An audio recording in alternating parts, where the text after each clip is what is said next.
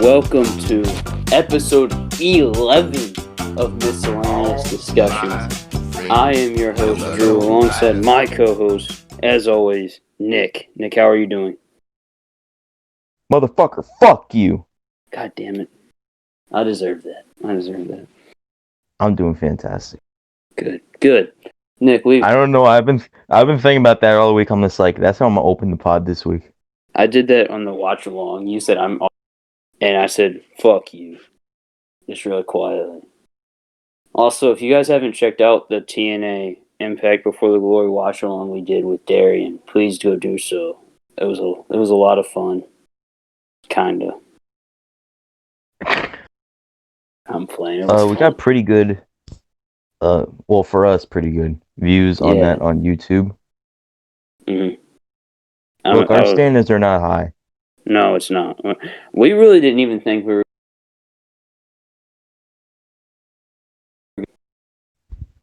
You know, it's right now. I think we're doing okay.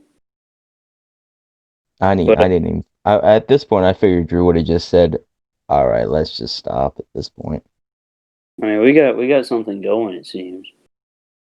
I hope, at least. Just to put this out there, if this podcast ever does get canceled, I guarantee it's going to be because Drew cancels it. It'd be because somebody fucking accused me of something, and they're gonna be like, "All right, I believe it." Drew wanted to cancel this podcast. We were doing the big one. No, that was you. No, that was you. You said when we were going over Monday Night Raw, you're like, I don't want to do this. Oh yeah, I said, all right, let's speed this up. We gotta hustle. If you've never listened to it, do not listen to the big one. It's the shits. It's so bad. It's 3 hours. It's 3.5 hours of us just painstakingly talking about wrestling. And we were very slow, and then we steamrolled through everything else, I think. Because and like Raw was painfully bad. Yeah, and like we recorded that until like 2:30 in the morning. Yeah. And there's like half an hour of audio that got cut. Jesus. So we were on here for like 4 hours just painfully talking about wrestling and getting through it. Thankfully, now I think after that we're not doing that format anymore of talking about every single detail of every single show from wrestling. I hope just not. The things we want to talk about from each show. This was a big weekend. We're getting back to what the podcast was originally supposed to be, just us just talking about things and not just us being a podcast about wrestling, just reviewing wrestling things. We're just talking about what we want to talk about. We're just having a conversation. Mm-hmm. Yes, sir. Yes, sir. Yes, sir. Yes, sir. Well. Yes, sir. Yes, sir. Well, let's get this out of the way. At the end of this episode, we will be reviewing, which by the time we're recording is tomorrow night, Survivor Series. You mean predicting? Yeah, did I say predicting? Or did I say reviewing? Okay, yeah, we're predicting. Next week's pod, we're going to review it. Yeah. We're not going to be reviewing like every Raw, NXT, Dynamite, and Smackdown from Impact from each week, but like pay-per-views, special events, we will fully like review. Mm-hmm. Yes. Just because we want to. Well, it's the 30th anniversary of The Undertaker. I mean, like, this is gonna be 30th anniversary of the fucking Undertaker. Speaking of reviews, also on that TNA Before the Glory 2010 watch along was our Turning Point 2020 review. Which, by the way, if you've not seen that show is full on YouTube for free on Impact's YouTube channel. So go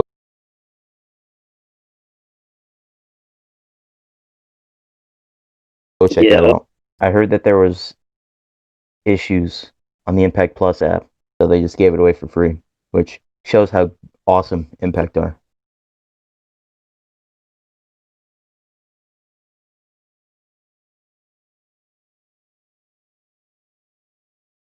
Yeah. And they have so many awesome classic matches are on YouTube, like the Triple Threat, Abyss and AJ from Lockdown 05, and you know, everyone knows what the TNA Triple Threat is.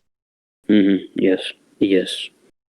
You know, you got AJ Styles, Christopher Daniels, Petey Williams, Ultimate X match. Just so many of their classic matches for free on YouTube.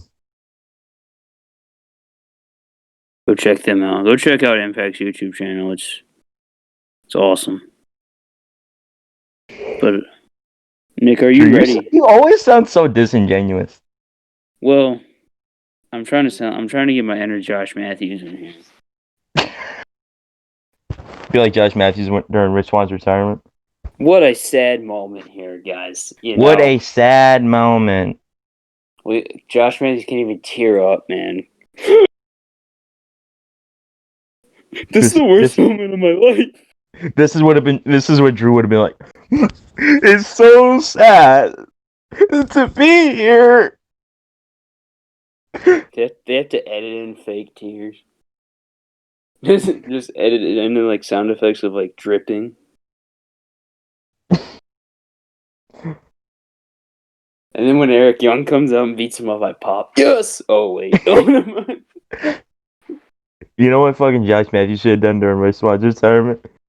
Should have him just go, what a sad moment here, and Impact Wrestling. And then when Willie Mack comes out, Madison Rain, why do you hate Willie Mack? And then Madison Rain just goes, wrong time, Josh, wrong time. Okay, fair enough. Fair enough. Well, Nick. Before we get into Impact this week, which was a very emotional one, as you know, I know you cried. We have to talk about Monday Night Raw, the go home Monday Night Raw before Survivor Series. Can I get an amen, brother? Well, that's gonna be the title of the pod. Yes, it is. That's 100% the title of the pod, and also I already got the idea for the thumbnail. You guys tell Sam. But so what did Raw open with? I don't think I remember. It opened with Drew McIntyre, and I put in my notes, motherfucker, it must be Monday. It must be Monday. Oh my god. It's either Drew McIntyre or Randy Orton always starting Monday Night Raw. I'm tired of this. Which, yeah, makes sense, because they're your two top guys, but motherfucker, start with something different. It's every week, bro. It's every week.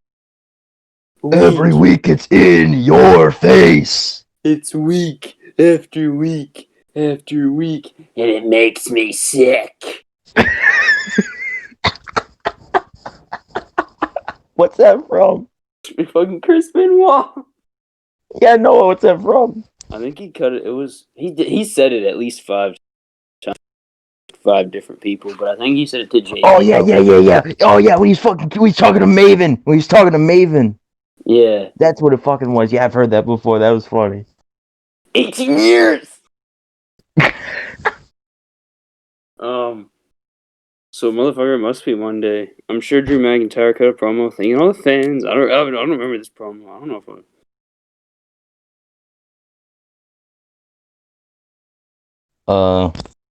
I really can't remember what he said. I just remember Randy Orton showed up, and motherfucker didn't shave today. Oh, dude, so, he hasn't shaved in like a month. Drew, let me ask you, Randy Orton, beard or no beard, which you prefer? Well, it depends. Depends on the character, Nick. You know what I mean? Like, if he's a does it? No, it doesn't. I'm just saying. It doesn't really matter to me. What? He looks. I like him. He definitely looks younger without the beard. Like he's got gray in it. Yeah. Are you excited to have gray in your beard? I don't know, man. Are you? I mean, yeah, I'm gonna look grizzled. I'm gonna look like a man. The way my beard grows, I swear to God, I'm gonna look like I'm gonna look like Tommaso Ciampa when I get Well, gray in my beard. Nick, here's the big question: are you gonna use just for men? No. I'm not either. Well, look what the cat drug in, Sam. What did I Yeah. walk into? Talking about Randy Orton's beard. Oh, So we just got done recording miscellaneous chat, which happened last that's night. not recording. That's live, pal. Yeah. So and we were talking to Sam on there, obviously, because that's his show. And after, yeah, we started the pod, and I'm just like, all right, Sam, you can come on if you want. And he said sure. So, because we just had the conversation going, so might as well. He was feeling the juices. Please cut that. Mm-mm. Oh, Sam, we already have the title for the pod this week. We'll get into that. Yeah. When we get into that incredible segment. Well, that was like 45 minutes into the show. This was, oh man, I know it was after this Drew McIntyre promo. It was Mandy Rose, Dana Brooke. We're not talking about that. I don't want to talk about it. Well, we have We're not to. talking about that. We don't talk about the Raw Women's Division. Well, if people don't know, Dana Brooke and Mandy But we Rose do are not talk going to be at about Survivor boys. Oh yes. Have you been talking to that guy? I mean, Oh, you can't. Racist AJ Styles. You mean to tell me that's not like your favorite AJ Nick? I swear to God, this might be one of my favorite AJ moments of all time. You don't even speak English, right? Of course I do. Why didn't you tell me? Because I thought you knew. You don't know. No way. He goes, because you never asked. I got so many questions. Why did AJ start? I have so many questions about this segment.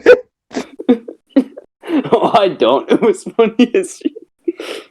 So, why did AJ Styles assume this guy couldn't?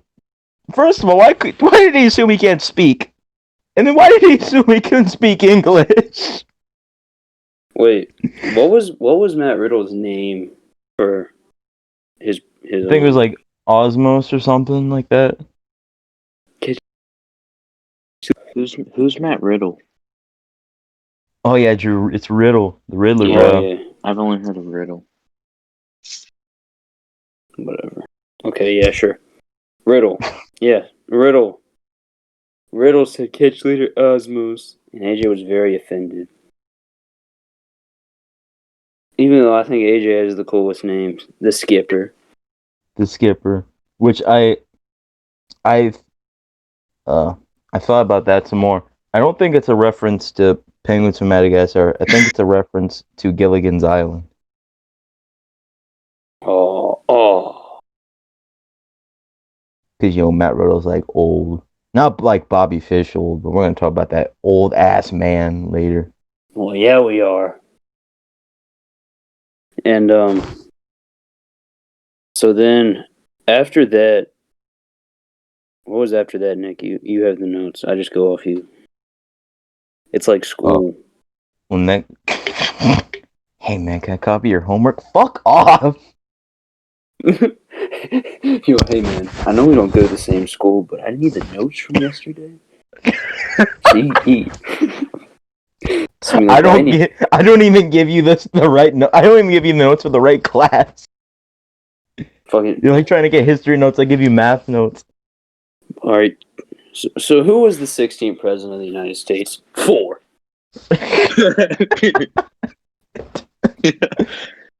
2 plus 2. But next up in my notes, I got Firefly Funhouse, which was awesome this week, as always. Oh yeah. Your word I is really jackass. I really liked everything with Bray Wyatt and Alexa Bliss this week. I saw someone say that this Alexa and Bray shit is really corny. I really don't think it is. I think it's so awesome. Like, and this is like, to me, in my opinion, this is some of the best stuff that we've seen from Firefly Funhouse Bray. I just love the fact he's literally brainwashed this woman, and we like this, and we saw like she will put her body on the line for him, and like they just have this unbreakable relationship now because we saw Alexa Bliss take out her best friend to be with Bray Wyatt, and just Alexa, she was going crazy trying to get at Nikki Cross, and then Bray Wyatt comes out and she's like, "Oh, happy again," you know? Like it's awesome. Like it's actually intriguing, actually good story. Which Nick, is Nick, are you a spelling bee champion? what? Well, Nick, it was a thing from the Firefly Funhouse where Bray's word was Oh, jackass, that's and right. he just spelled out the Miz. Oh, that was funny. I didn't catch that. Yeah, so Miz and I Morrison had a promo thought earlier it in was the night, smart. and they shit talked Bray Wyatt, and then so Bray Wyatt called Miz out in the Firefly Funhouse and was going after him during the Firefly Funhouse, and then they had a match, and then we saw Bray Wyatt and the Miz, and during the match ended with Alexa Bliss taking out John Morrison for Bray Wyatt, and then Bray Wyatt beat the Miz, and it was awesome. Also, really loved that finish for Bray and Miz, where Bray caught Miz and then hit him with the Strabio. He caught Miz's corner clothesline. Yeah, yeah, it's pretty cool. Have they done Have they that done spot that? before? Have they done that before? Because they worked at TLC, and it was Funhouse Bray against Miz, I think, right? Yeah, Yeah, this yeah. motherfucker had like a wife beater and his fucking jeans up to his belly button. I didn't watch that match. I only watched one match from that show. It was the Black, Aleister Black. Oh wait, no, he was just Aleister Black then, and Buddy Murphy. no, I watched New Day and Revivals, and really awesome ladder match. That match is underrated, by the way. And I tried watching Aleister Black before he was Aleister Black. I tried watching Aleister Black and Buddy Murphy, but the commentary was just so awful that I couldn't even sit through the match. Was it still Vic Joseph in there? It was Vic Joseph, Jerry Lawler, and Samoa Joe. And Samoa Joe and Vic Joseph, I swear to God, they were doing their own commentary, and Jerry Lawler was just like trying to be a part of the team, and they just wouldn't let him. And it was super awkward. I don't remember the commentary issues. Besides the fact that Dio Madden got put through a table because Kevin Dunn didn't like him.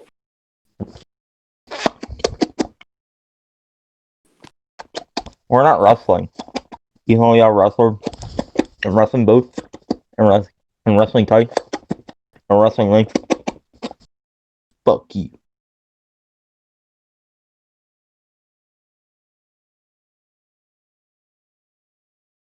What was But after this? well, so we saw the New Day take on the Hurt Business. Oh, Hey, the Hurt Business. You in the catering business.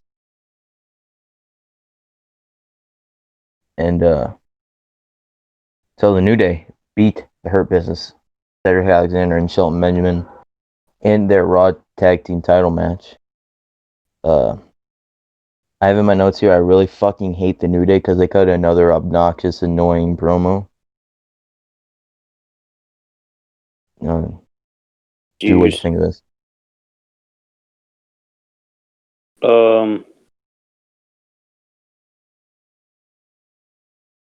It's I was mad why they didn't win, because they've been building up the New Day and the Street Profits on mostly on SmackDown with the whole Street Profits Big E thing. Them trying to get the little inside scoop on the New Day. So I guess it made more sense for them to work the New Day. So I get it. Yeah. Nick, what'd you think of it? Did you agree with that decision? No, because I don't agree that them having the match in the first place. We're not gonna have the Hurt Business win. Fair. That's fair. I thought that too, but hopefully they get another match. I don't know. Raw's weird. I mean, Hurt Business are obviously gonna be the ones to take the tag titles off of New Day because the Raw tag division right now is New Day, Hurt Business, and am I missing anyone else? No. So yeah. You mean to tell me that Tucker's not going to find a partner and they're not going to be the ones to take the belts off of him? It's gonna be Tucker and Riddick Moss. Oh, hell yeah. You mean it's going to be Tucker and Arturo Ruas? Riddick Moss is still there? Yeah, man. Yeah, man. I thought he was released in that bunch earlier this year. Nah, that No, was because he looks like a real man's man. Mm-hmm. Do you know the song? He's a man. I'm not gonna sing the whole thing. He's a manly man. Oh, Yeah, man. We'll talk about Regal later, too. He's a real... Mr. Regal! War Games. God damn it, Sam. If you're gonna do it right. War Games. In War Games! Drew, what did William Regal say in that video he sent the other day? Oh War my Games. god. No, he said like two teams of four when they have a hatred for each other. And he did this TikTok meme where he said, I ain't never seen two pretty best friends. And William Regal had so much sass after saying it. I was like, God damn it. He made it funny. Can we make that the new podcast intro? No. He's a man. No. I'm gonna do it. Last week we had Jeff Jarrett, alright? No. That was just for the TNA That was watch. for the I know, watch along. and this will just be for this episode. No. He's But, a man. Here are my notes here for the finish to New Day and Hurt Business. I just got, what the fuck is this bullshit? Like that Stone Cold clip. What the fuck is this bullshit? I agree. I really thought both titles were going to change. See? Oh, fuck. Oh, and we saw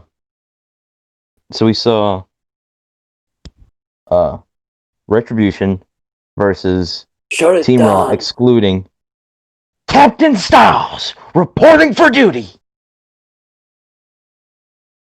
Because AJ Styles trying to build their chemistry. Yeah, I mean, it's smart. It's smart in theory, and it was about to pay off.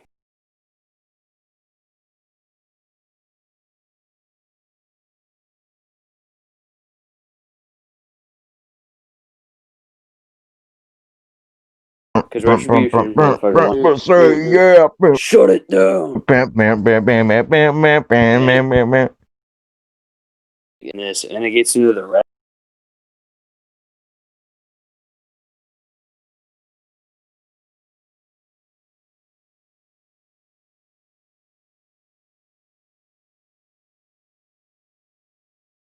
And I was like,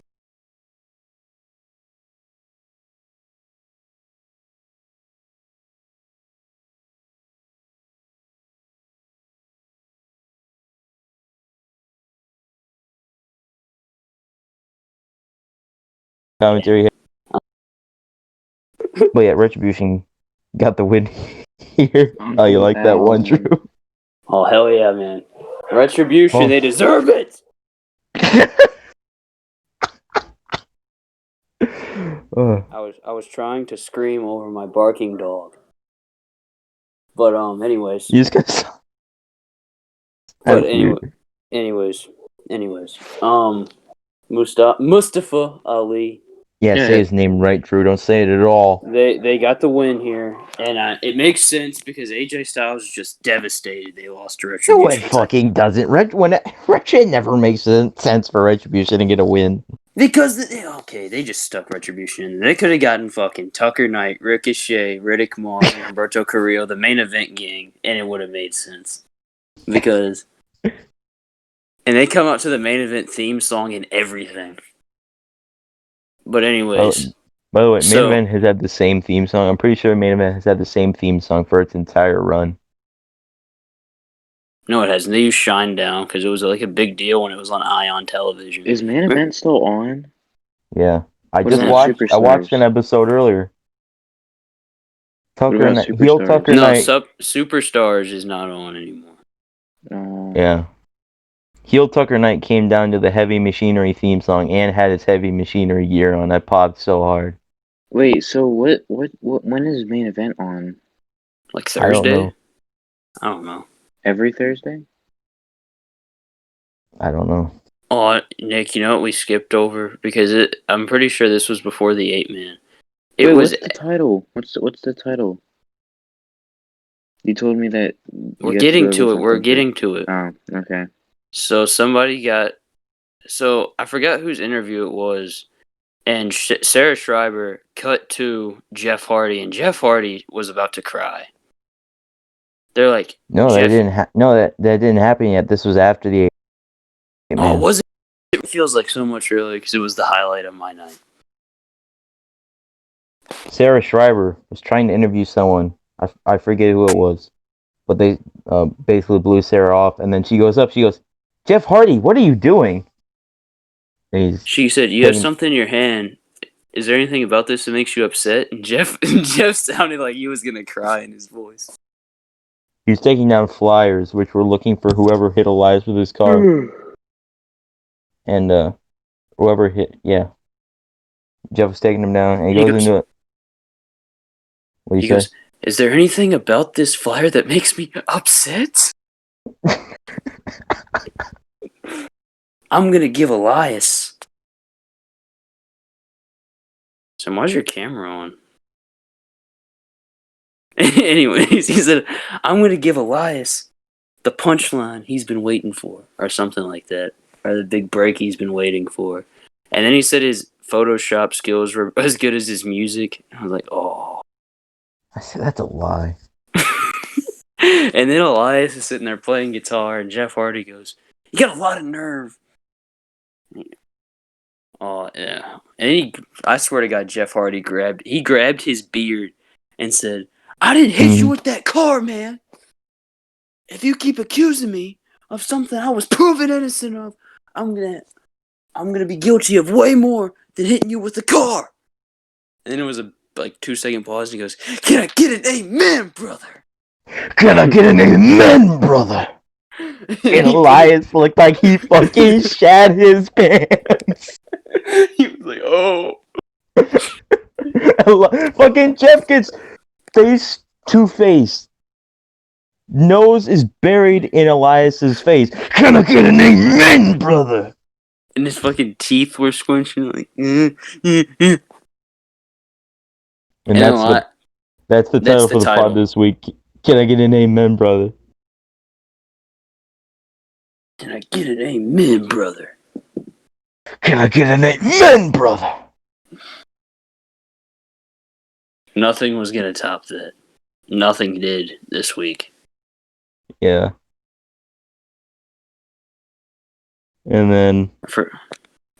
Oh, by the way, Alexa Bliss has a new theme song. What do you think of it?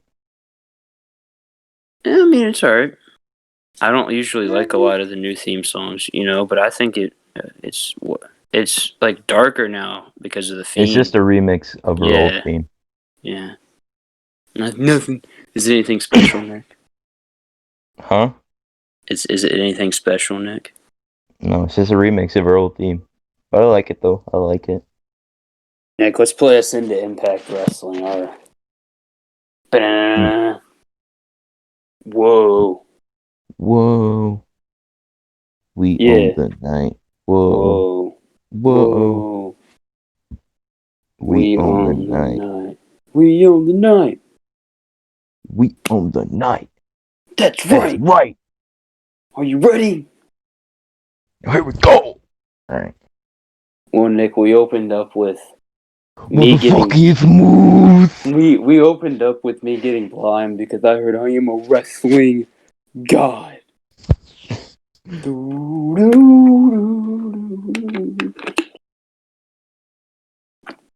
So it's a turning point rematch, Nick.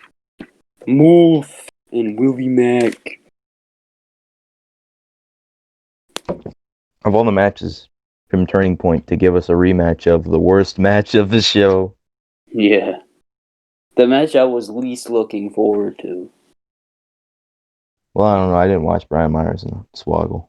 Hello, my former best friend Dylan. Oh, my former best friend Dylan. We're not friends anymore. Come on, Brian. We're friends. We're not friends. Is that how we're gonna break up? Hello, my former best friend Nick. Come on, Drew. We're friends. No, we're not. What do you call me? A fat midget? A fat hairy midget? You fucking ape. Come on. Fucking baby ape. Come on, you fucking baby ape. Come on, Drew. Come on, caveman. But you motherfucker. It was the same fucking finish as at Turning Point. Moose hitting them elbows to the neck. How'd that make you feel, Nick? Willie Mack sold that shit. He went, damn, what? What? You're stiff as fuck, kid. What? So then the referee called off the match. Fucking ended via referee. Stop it. Motherfucker. Motherfucker, I ain't done with them. So yeah, Moose won. Of course he did. You know. He sent a message to Rich Swan. Because this is what pain feels like. This is what pain feels like. So, yeah. I don't remember this Eric Young promo at all. But I do remember what else Joe Doring and Eric Young did. So backstage you see Rhino, Heath Mile, Heath Bible. I ain't picking up nothing, man.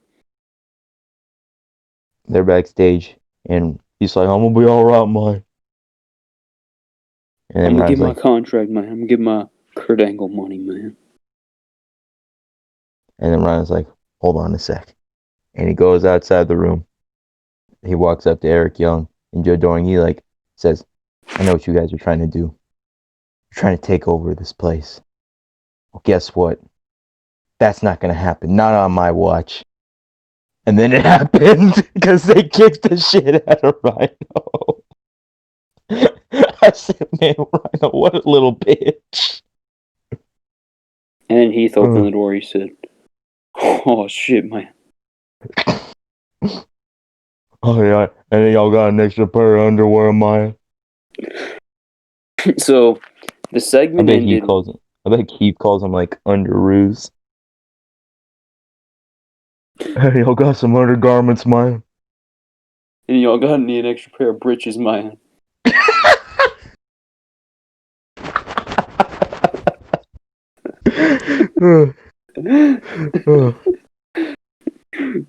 Come on, man, anybody.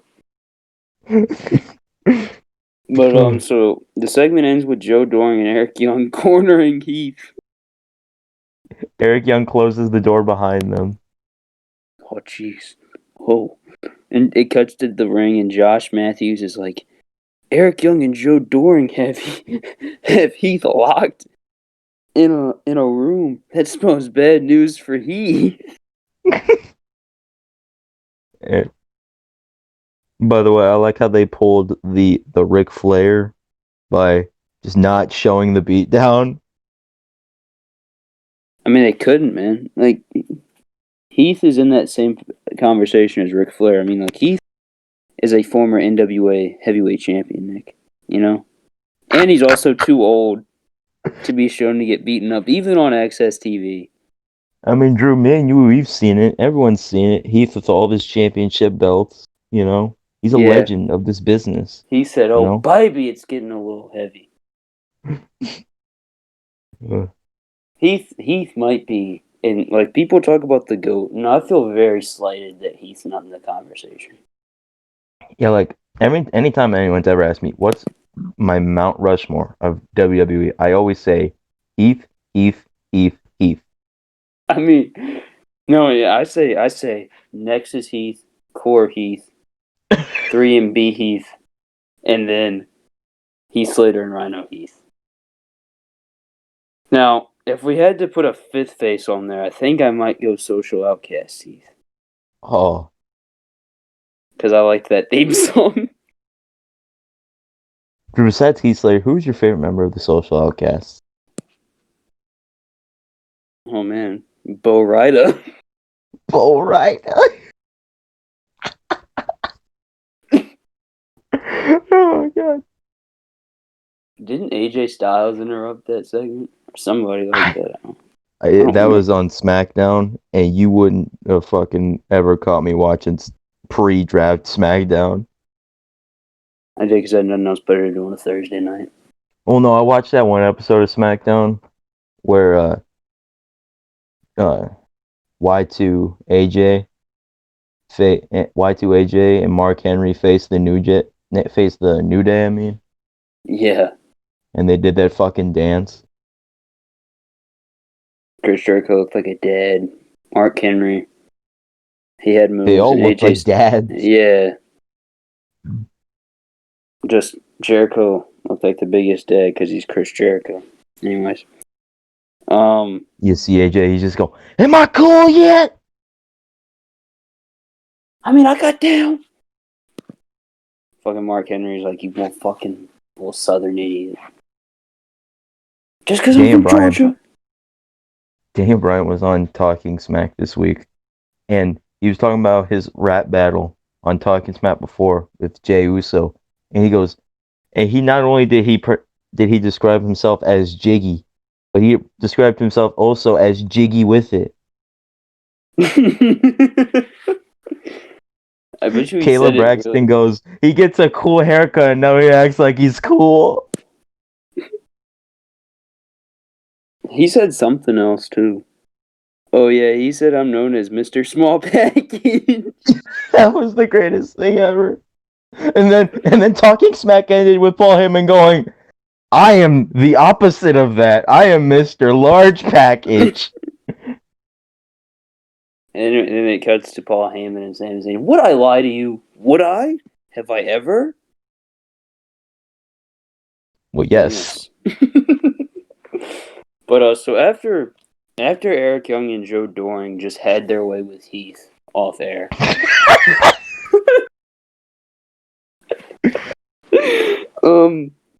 It's the final treehouse.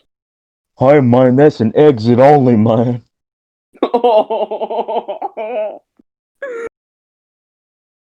Jesus Christ. Ew.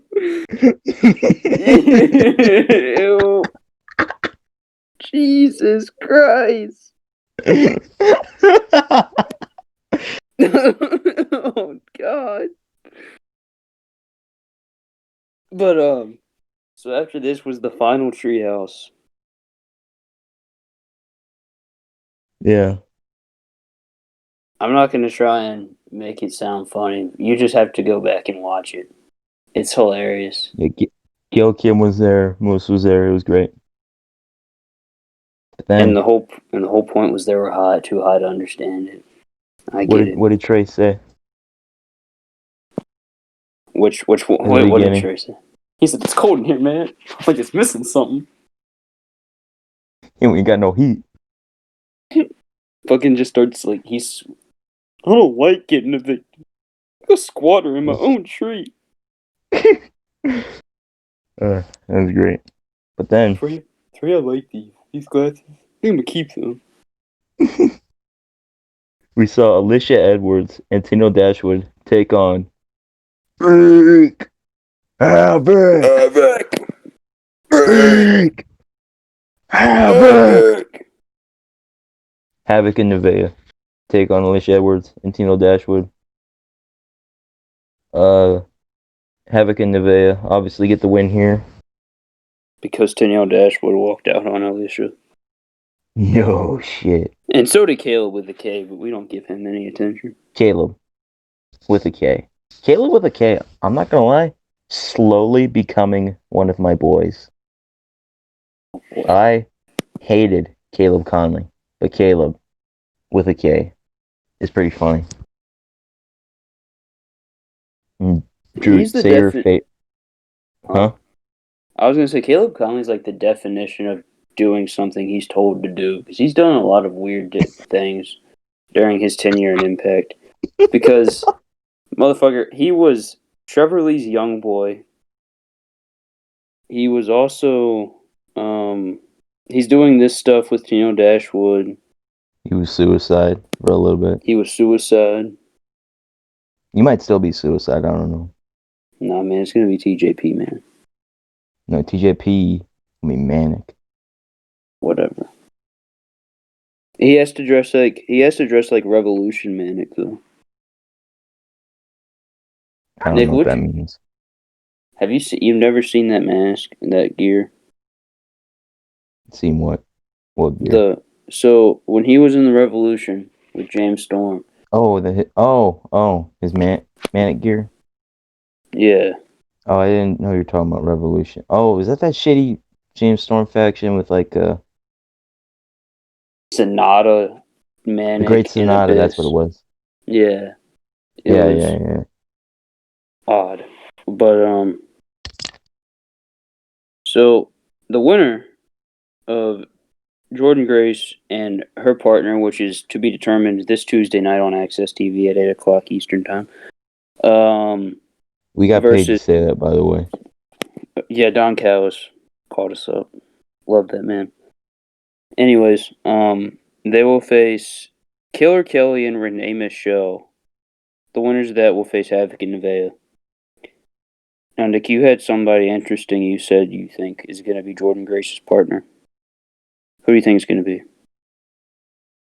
So, my prediction is Taylor Wilde. Now, there are also some other good predictions. So, hold on, let me look up. So there was a podcast I was watching, a video podcast I was watching earlier about Impact Wrestling. Let me see if I can find them really quick.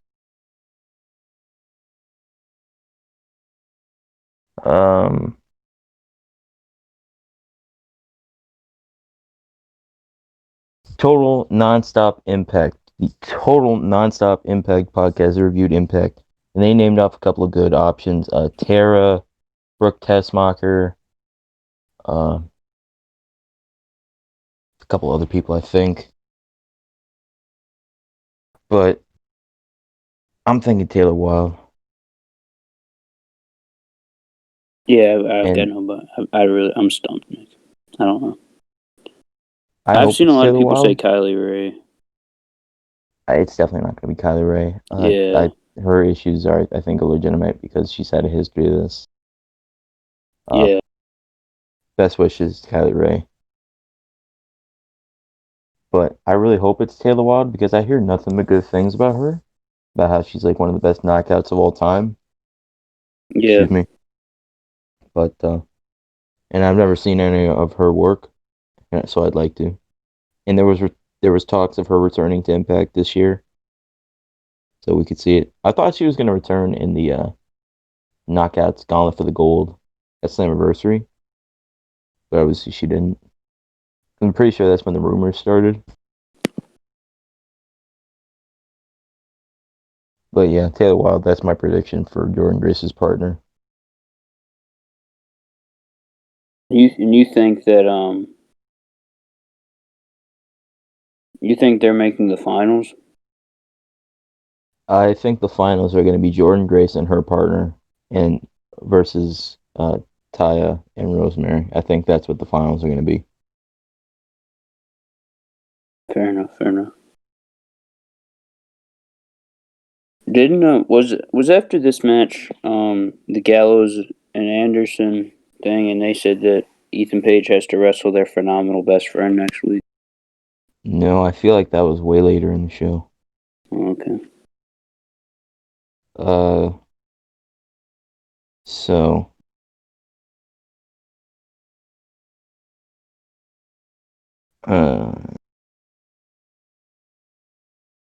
I'm sorry. Oh, was the Scotty D stuff after this with Rohit?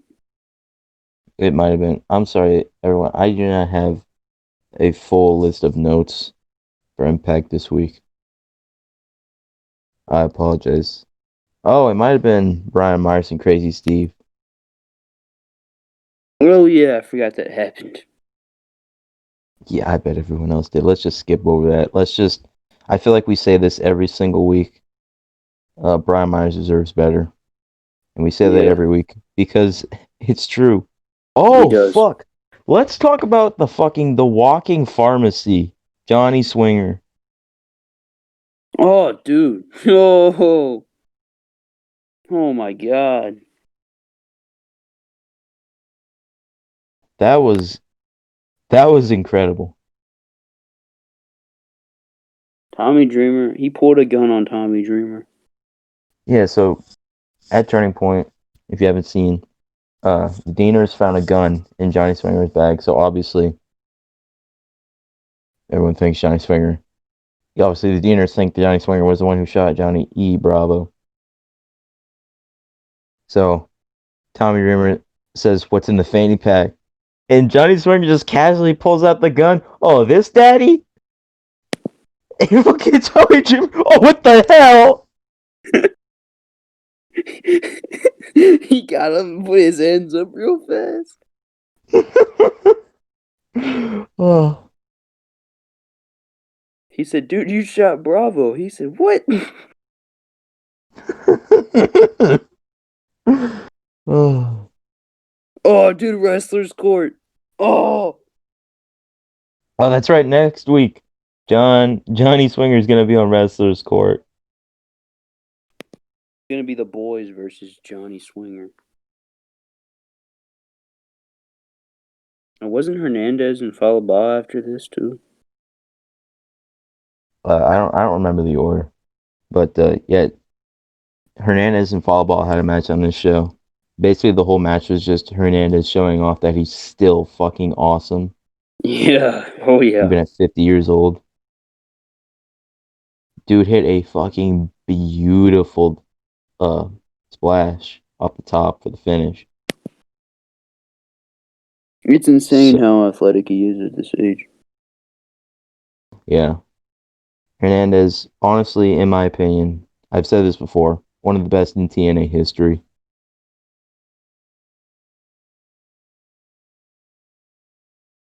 But Yeah, he beat Falaba. Yeah. Then, So I really loved watching Hernandez. Oh, talk about TJP. So Rohit Raju was talking to Scott D'Amore about how he deserves better travel. He's the champ. He should be flying first class. And Scott D'Amore goes, no, he talked about how Joe Doring and Eric Young took out the Deaners, and Scott D'Amore goes, yeah, I wish they would have took you out too. And he headbutted the wall. It was funny. I just remember Scott D'Amore just goes, I miss the Austin Aries days. That's when TJP came in, I think. That was amazing. And he goes, and Scott D'Amore and TJP, they had a good conversation. Scott D'Amore's like, listen, man, I was pulling for you, buddy. And if anyone deserves it, it's you. And TJP just pulls it out. Yeah, I was rooting for me too.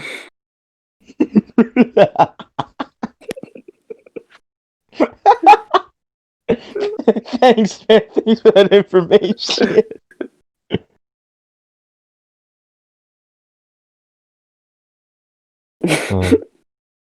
But then he was like, "Man, I wish he was here. What would Dusty do?" And I think that's what he left him with. I don't remember anything after that. Scott D'Amore. Well, no, throughout the whole thing, Scott D'Amore just kept going. Anyone, but anyone not named TJP can challenge for it. Anyone not named TJP. What would Dusty do? Just kept saying that over and over and over again. So yeah, obviously, TJP is gonna be like either gonna be manic or suicide and face Rohit for the X Division title, and probably gonna win. How about that? Hey, wait a Nikki? second. So does that mean when he wins the title, does that mean that he can go back to being TJP since Rohit's not the champion anymore? Think so. Hmm. I Yeah, don't know. because because Rohit's not the champ. Well, I don't know. I don't know. But yeah, is there anything else from Impact besides the main event? Oh The yeah, talk Ethan about the Page Good stuff. Brothers. Yeah, so the Good Brothers. See, I didn't see this segment. I just know that Ethan Page came in. He's not happy about losing Yeah. the tag titles at Turning Point, and he wants. I think he said he wanted a rematch. He wants a And rematch. the Good Brothers were like, "You got to face our phenomenal best friend next week, and then we'll think about it," or something like that. Good Brothers And and kayfabe are such fucking assholes. they Like, are. what the fuck? Give them their fucking rematch. They fucking the Machine Guns gave them their rematch. Yeah. Speaking of, where was Chris Sabin at this week, guys? Where's Chris Sabin at? Where's James Storm at? I'll buy you a beer. Where are the beer guns? Beer gun. Guns!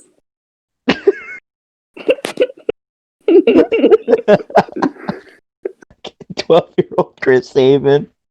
Dude, James Storm put on his story last night. He said, "Well, this year I decided to be that guy that puts their Christmas lights up before Thanksgiving."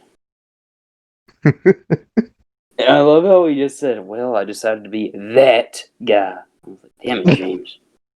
We lost him. It's Now's your over. time, James. Do your will. Do my will, boy." I ain't a stubborn ain't you, boy. But, so after that, it was the main event, Nick. It's the final Sad time. to see. A very emotional night here in Impact. No. It was sad. It's for the last time, at least for a while. We're not going to hear the and this. You know, that's apparently there are no intros of that for the Rascals theme on YouTube, and some dude thinks they actually hit a blunt like the New Day does, like Big E used to do for the New Day. That's so fucking. That's the stupidest thing I've heard in my life. That's the funniest thing. There's no way that I don't know. That's the stupidest fucking thing I've heard in my life. I was like, nah, I entertained it because that would have been pretty funny. Oh, also, by the way, Deanna Prazo cut a promo backstage, and after her promo, there was blood on the mirror. Message from Su Young. It's not over. So yeah, obviously that feud's going to be continuing. Excited about that, Nick? Because I am. I'm get the mic in real close. Very excited. Nick, I got something else to say. Cornelius. Cornelius. Chugs. Booster McGriddle. And Roddy, what's your name? Roddy McFly. Yeah. Roddy McFly. Yeah. Oh, You is get that Back to the Future reference? No. It's a we just call him Roddy. We just call him Roddy McFly because he keeps his fly up. Good luck, Nick. Drew, what would you do if Roderick Strong had the fly down and you could see the hog? I'd be Excited scared. or not? Nah. That's a lie. No, it's not.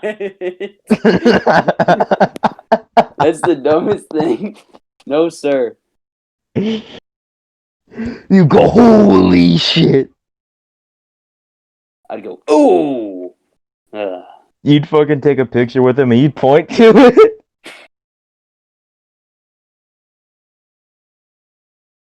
Be like, dude, keep the fly up. And he's like, wishing I met that guy. You fucking meet Roderick Strong, you like give him a friendly pat on the back, he's like, ah! Thinks I'm fucking 12 or something because I have no muscle. Acts like I hurt him. No, you should hurt him because he's old. Oh man, that's not funny. Come on now, that's Bobby. They're both old. No, you just pet Bobby on the back. Fucking crumbles. He just goes, gee, thanks, man. I take his hat. Yes. Can't wait to fucking talk about it. But so the main event was Rich Swann, the Impact World Champion, and Trey McGill versus Dez and Wentz. So Mike, yeah, this was a great match. yes, it was. I want to talk about how Rich Swann sold a super kick. He spit, and his eyes got all wide. And That's how he sells everything. I don't know why. Like 5 minutes into a match, why do you do that? His spit is so thick, it's disgusting. I don't know how people do it. But yeah, this was a great match. Rich Swann gets the pin on Desmond Xavier. And yeah, this was it's really emotional. So sad to see the Rascals go from Impact. I felt like I was like super sad for like the next hour after Impact went off the air after watching this. Yeah, me too. Well, Nick, I think that tells you a lot about those three guys when they're getting that type of send-off with being in the company for 2 years. Yeah, and that just shows how great they are. I said this the other day. This just shows how great they are because I've only been watching them for a couple months, and like I'm getting super emotional watching them leave. Like that's how fucking good they are. And they had all these guys, saying farewell to them. And man, it was crazy. So since I've only been watching Impact for a couple weeks, or couple months, like ever since June, I thought that the Rascals were tag team champions at one point, but I guess they weren't. They weren't, no. Which just shocks me. I don't know how many opportunities they had because they worked LAX a couple times when they were the champs. I know they worked the North a good amount. And they got a shot against the Machine Guns. And then they started that losing streak because they lost to Triple XL and the Deaners. Which I guess... I've been thinking about this. What's your thoughts on Triple XL's theme song? And how it doesn't fit them at all? I don't really have an opinion on it. It's whatever. Yeah, I just can't... When they come out, I just laugh at how much the camera oversells them walking. That's great. I legit love I like that. Love that. Yeah. It's Orange Steve, by the way. Not weird. But, yeah, it says a lot about those three guys and not only what they mean to Impact as a company, but what they mean in the locker room.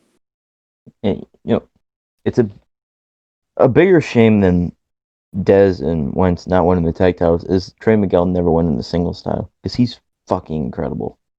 It's crazy that he never won the X Division title.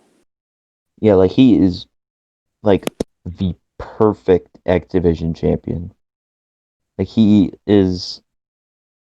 I don't want to say he's like a modern day AJ Styles because they don't want to compare.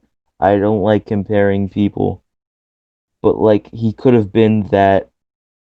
He could have been that role. That he could have been in the AJ Styles role if he could have stayed in Impact longer. You know what I mean? I get it, man. Like that guy that Yeah. just fucking holds down the X division because he's so good. And then he's so good in the X division that he makes his way into tippy top guy. Well, I know who that's gonna be. Fucking Ace Austin, motherfucker. See that dude was doing DDP yoga in Ethan Page's vlog. That was incredible. He's like, Ethan Page goes, yeah, Ace Austin and Madman Fulton were doing DDP yoga on they had DDP yoga on on a laptop. And Yeah. Ethan Page goes up to him. He goes, I'm not filming this for you guys. I just want DDP on my vlog.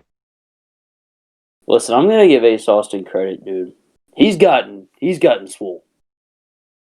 He's gotten big. I can't lie. So good for him. So, yeah, and we talked about Ace Austin. We talked about our feelings on Ace Austin before on here. I don't remember when that was. Well, he hasn't been on TV since Bound for Glory. Yeah. Well, that's hard to believe. Donnie's just fucking sobbing backstage. I just want to get Ace on the show. Suck it up, cream puff. Fucking cream puff. Get back to Instagram. I will.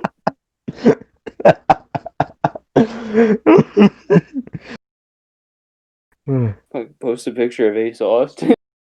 My idol. Just the star of Impact Wrestling.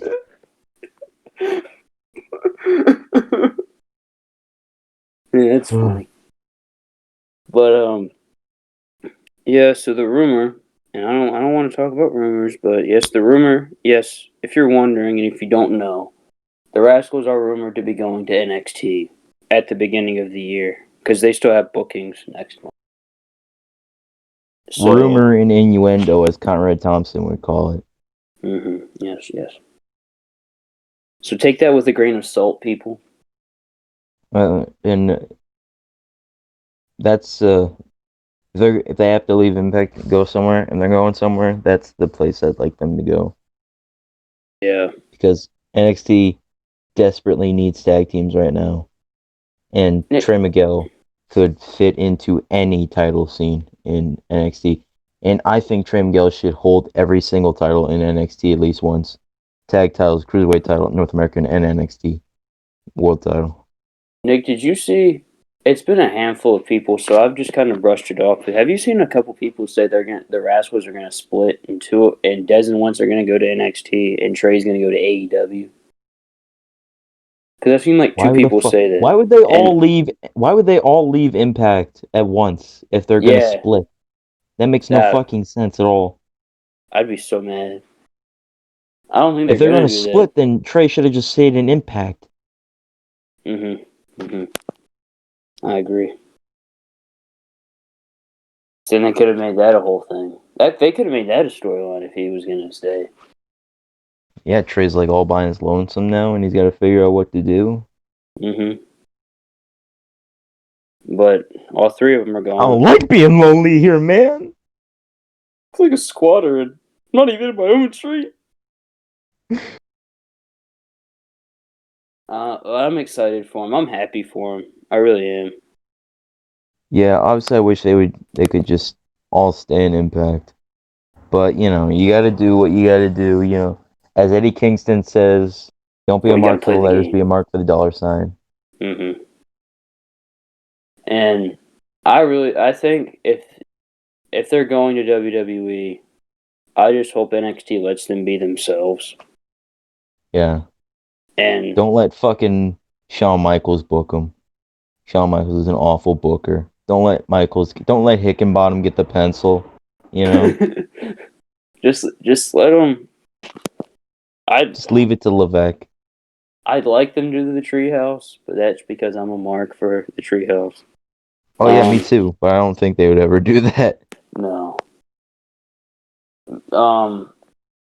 So yeah, that was Impact this week. A very emotional Impact. Oh, wait. Hey, wait. By the way, Ethan Page during that segment with the Good Brothers, he had this tight brown shirt on, hard nips going. Oh God, dude! Ethan Page said that in his vlog. He said, "I gotta get tight shirts for these nice old titties." I was like, "Oh my God!" And you said, "Oh."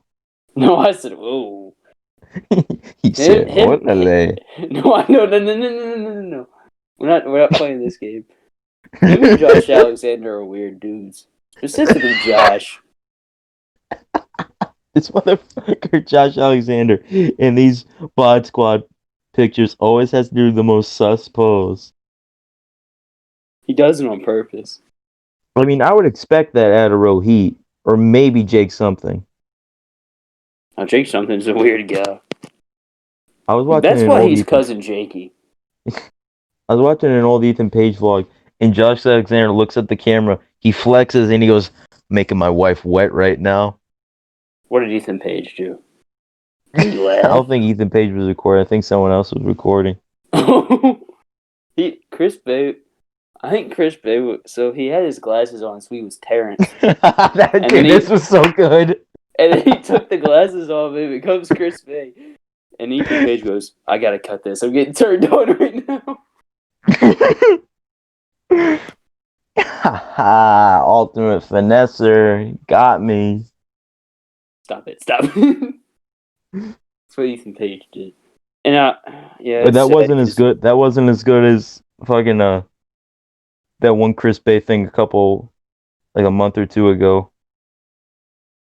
What was it? My name's Terrence. Hi. Yeah, that one.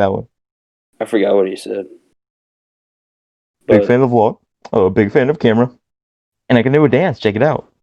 And he does this funny little dance. So funny. Christopher, can I call you Christopher? Nah. Drew, tell the people why you're a big Chris Bay fan. Why am I a big Chris Bay fan? Oh yeah, he's my statesman. He's from Virginia. Yeah, unlike me, who has like 20 people that are super big names in wrestling from their state. Drew's got like what, 2? Yeah, we got Mickey James, Chris Bay, Hangman. We have Byron Saxton as well. Mojo Rawley. I'm like, how can you get worse than Byron? Then you say Mojo. And then I'm pretty sure that the Hebners at least were here. Earl and Dave. I don't know. I think they're from Georgia. Okay. Well, they had a school here, like an hour away from where I live. I don't think it's running anymore. Are you gonna go there? Nah, man. I learned how to count to 3. Learn how to screw people. It keeps me awake at night. Learn how to sell knockoff merchandise in the parking lot. Mm-hmm. Dude, Dave Hebner was at a show I went to when I was like 6, and I didn't know it was Dave Hebner. My dad had to tell me it was Dave Hebner. I was like, he gave me a bag, and I was like, my dad was like, he said, "Where'd you get this from?" And I was like, "I don't know. Some dude gave it to me." My dad goes, "That's Dave Hebner," and I'm like, "I don't know who that is."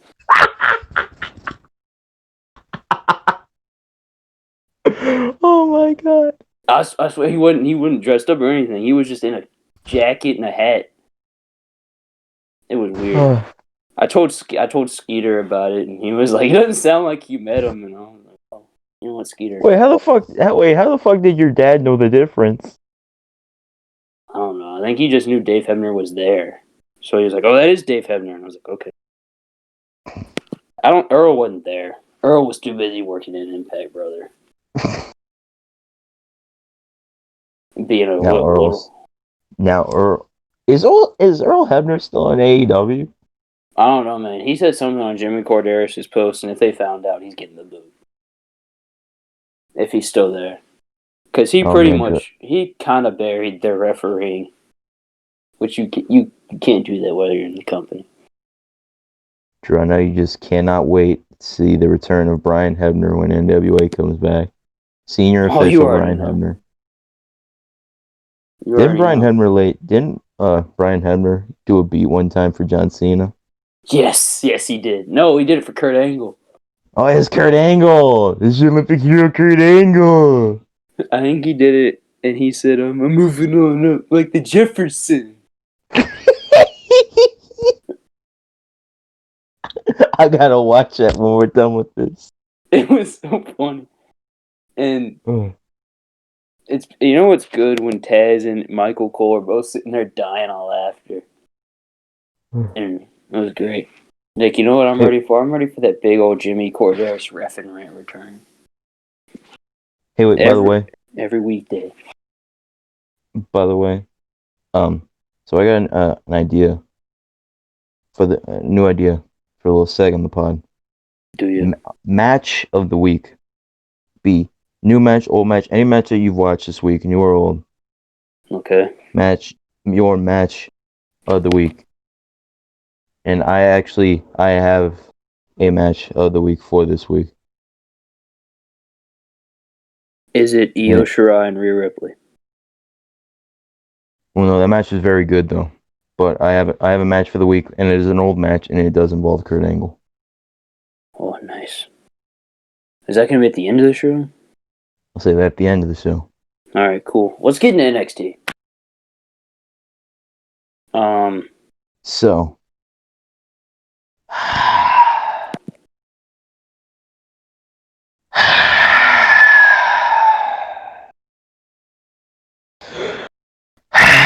Oh, yes. Thank you for the hint, Nick. Leon Ruff and Johnny Gargano opened the show.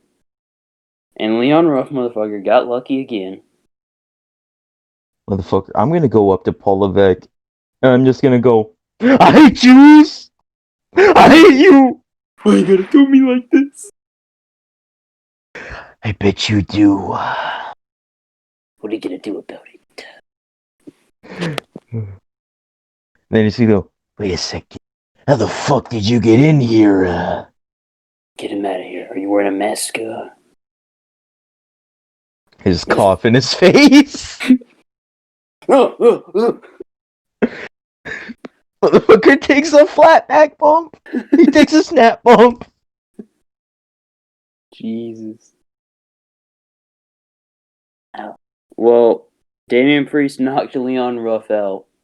Yeah, so Johnny Gargano was about to regain the North American Championship, but then Damian Priest pulls Leon Ruff out of the ring, and then he goes, sorry, kid. Bam! Punches him right in the face. Leon Ruff wins by disqualification. Johnny starts, what? No. Did he start playing tug of war with the belt again? No. Should have, though. And I think it cut to, after commercial, it cut to Regal and Priest. And Sorry, I was having too much fun. And Leon Ruff came in. You don't think I can defend the title on my own? Yeah, he's just like, just take the title back right now. If I'm a joke, if I can't do it, I don't deserve this title. And he slapped Damian Priest. Yeah, Damian Priest was, come on, man, you're overreacting. I'm nobody's joke. Yeah, Leon Ruff smacks him across the face. I'm nobody's joke. Walks off. Regal. And then William Regal goes to Damian Priest. That's what you deserve. I go, damn, Regal.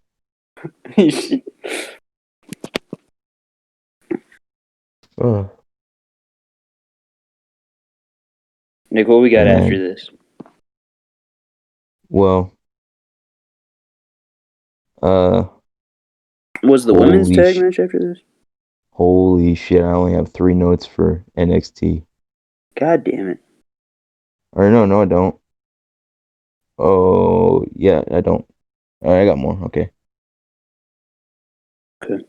Alright, we're good. All right. We're saved. Alright, so What women's tag? Oh yeah, there's a women's tag. I don't really It care. was Ember and Tony versus. Oh no, that wasn't it. Oh yeah, that was a thing that happened. Well, it's just to get more people on. Well, that wasn't yet. That was not yet. No, that Well, was way okay. later in the show. Okay. Yeah. Next thing that I got in my notes is Loomis. Oh yeah, Loomis. Loomis. So Where we are you, saw Loomis? Cameron Grimes versus Dexter Loomis in a blindfold match. So match starts. Not Damien Priest. Dexter Loomis stands in one place. Cameron Grimes is looking for him. Grabs the referee, starts fucking kicking the fucking shit out of the referee. That was so fucking funny. He kicked the dog shit out of that motherfucker. And he took it off. He goes, "Oh shit." Holy fuck. I have done it now. Yeah. Loomis beats him up pretty much. Is what happened. Yeah, Cameron Grimes trying to go for the cave in. Loomis moves, he takes the mask off. Chases Grimes around the ring. Cameron Grimes gets over the protective wall, escapes from Dexter Loomis.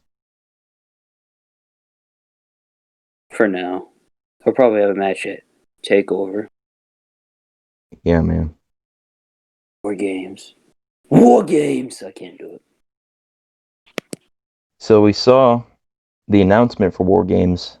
So I didn't know what this was at first. It was just Shotzi Blackheart cutting a really bad promo as always. Hold on. I mean, yeah, man, it was bad. Please keep Shotzi Blackheart away from a microphone. She's not good. And her promos wouldn't be bad if she did that if she didn't do that annoying ass voice. And you know exactly what I'm talking about, right? I do know exactly what you're talking about. She tries to sound like When she talks like this and she's really badass. yeah, I don't like it. When she just sounds like a retard. Mm-hmm.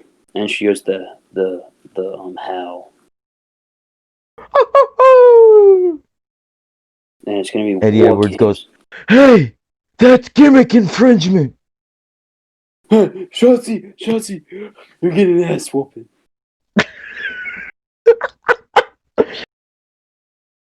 And Scott D'Amore goes, "Eddie, it's not a big deal. I'll handle this, Scott. I'll handle Shotzi Blackheart. I'll handle this." Motherfucker pushes Scott. Impact Wrestling would be like the greatest show of all time to me if every week Scott D'Amore took a bump.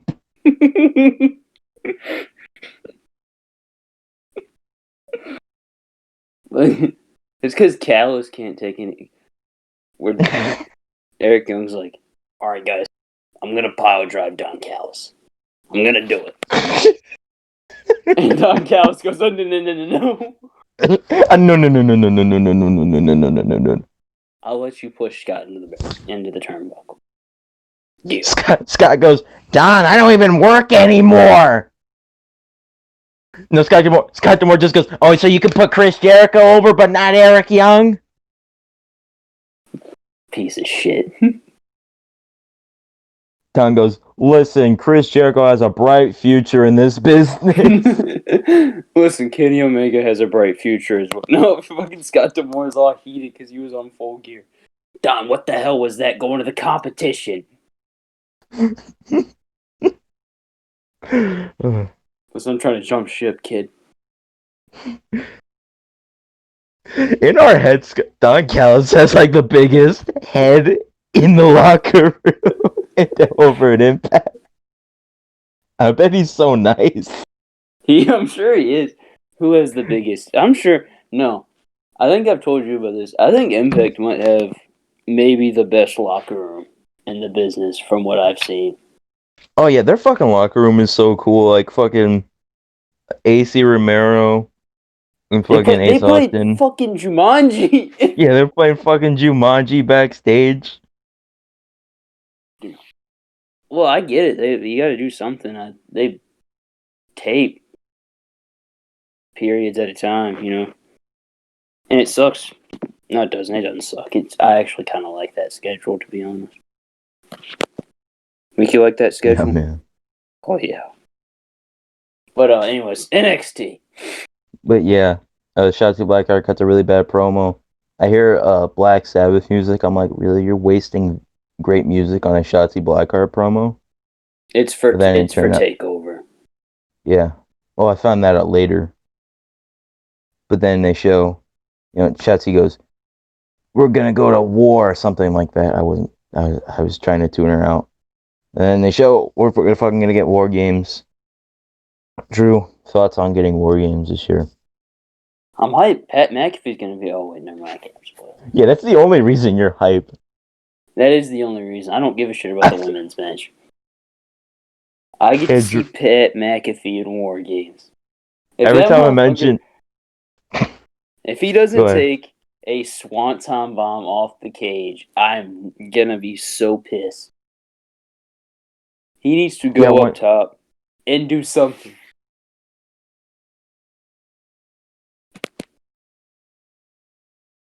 But yeah, Wednesday night, every time I'd mention War Games and how I don't know if they should be doing it or not, Drew just goes, "I don't care, Pat McAfee's gonna be in War Games." He tried to explain what happened last night on his show, and some dude called William Regal Bill Regal, and I was like, damn it, Pat, you're wasting your time. Who is it, that motherfucker that always just smokes a cigar? Yeah, I think that was him. Same guy. I think he's a Steelers fan. That's why he's cool. Just don't call him Bill ever again. That motherfucker looked like he was trying to big league Undertaker. I'm like, that's so damn disrespectful. Oh, that's AJ Hawk. No, never mind. He just has. I don't know. AJ Hawk looks swole sometimes. Pat does not.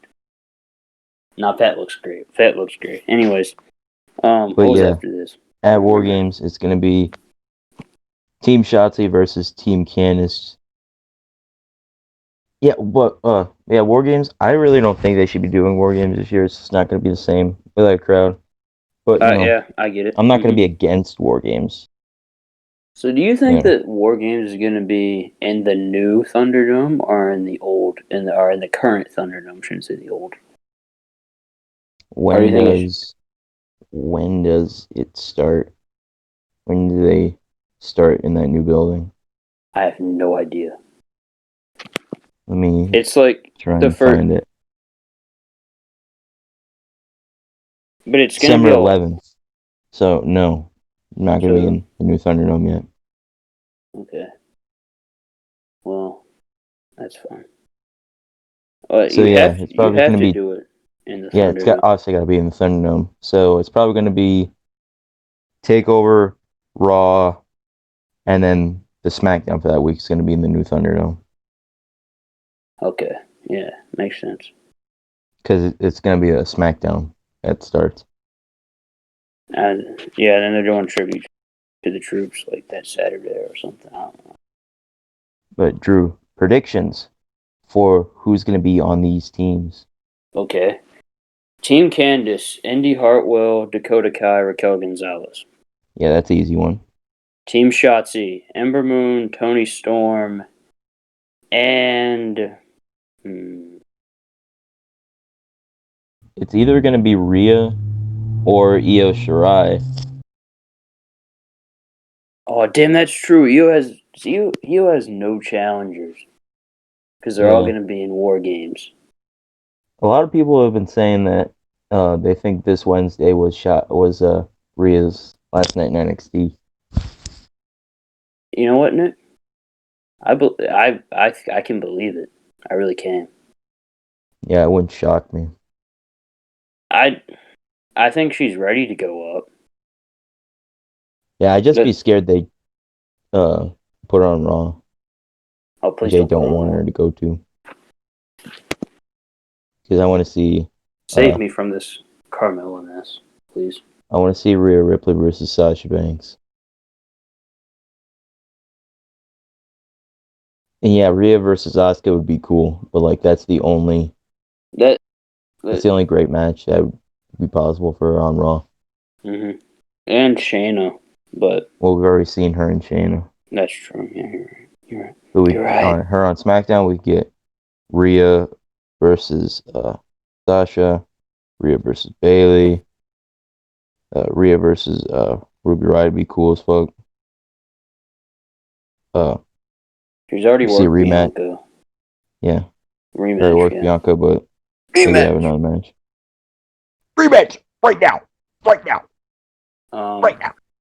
Yeah, I definitely think that was if that was just her paying respect, which truth be told, Nick, if she wasn't going up, I probably would have waited to do this match because I think Rhea just winning the belt back would have made somewhat of sense, you know. So I think she's going up. That's my thing. Well, if Rhea doesn't go up and she's the last person, I don't know what the hell. Unless they bring Mercedes. If they bring Mercedes Martinez back and she faces Io, do that and have That'd be Rhea kinda be the cool. last. Have Rhea be the last member of Team Shotzi. I don't know. We'll have to see. But Ember Moon and Tony Storm are locks. They're definitely locks. Yeah, and Team Candice is 100% locked. We yes. saw that. Yes, sir. Before we saw that, we saw, oh man, the big return of Artura Ruiz. Oh my god, Nick, I was shaking in my boots at the presence of Arturo Ruiz. I'm watching this match and I go, wait a second, is this guy supposed to be on Raw? Yeah, that's what I was like too. It's like, motherfucker, you're wasting Kushida's time. Yeah, this motherfucker had a competitive ass match with Kushida, by the way, too. What is Kushida supposed to be doing? Kushida-san. Kushida-san. But yeah, Kushida got the win, as he should have. Nick, you think Kushida's going to be in the North American title picture soon, or you think he's just going to be doing this? Yeah, I don't know. They're obviously trying to push him or build him up a bit. Well, he's not. It's not going to be at War Games because the War Games is going to be the triple threat. Oh yeah, big ol' Leon. So yeah, so the two War Games matches and then NXT North American title triple threat, Gargano, Priest, Leon Ruff. And what do you think Finn's going to be doing? Oh, Nick, you know who he might wrestle? Who? Karrion Kross. I hope not. Because apparently he's supposed to be coming back soon. I really just fucking wish. That'd be no point too, dude. There'd be no point because legitimately this Wednesday. Wait, no, it's not. It's not the go home. Man, I'm ahead of time. What? So they have 2 weeks. What? This Wednesday is not the go home. My fault. I was confused. Who? The Wednesday. What? What? Huh? Who you So talking to, older woman? Then I tried to bang her. Oh, sorry.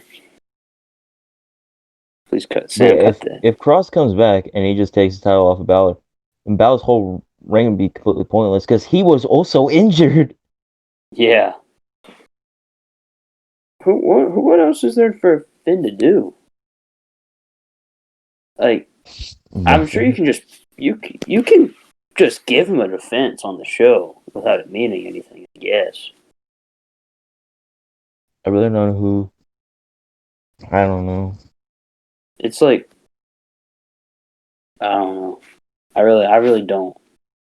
It's Ciampa's already locked in an angle now again with Thatcher,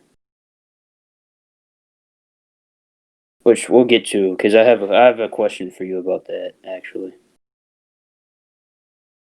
And I don't think they would bring Finn back here if he wasn't going to do something on the show.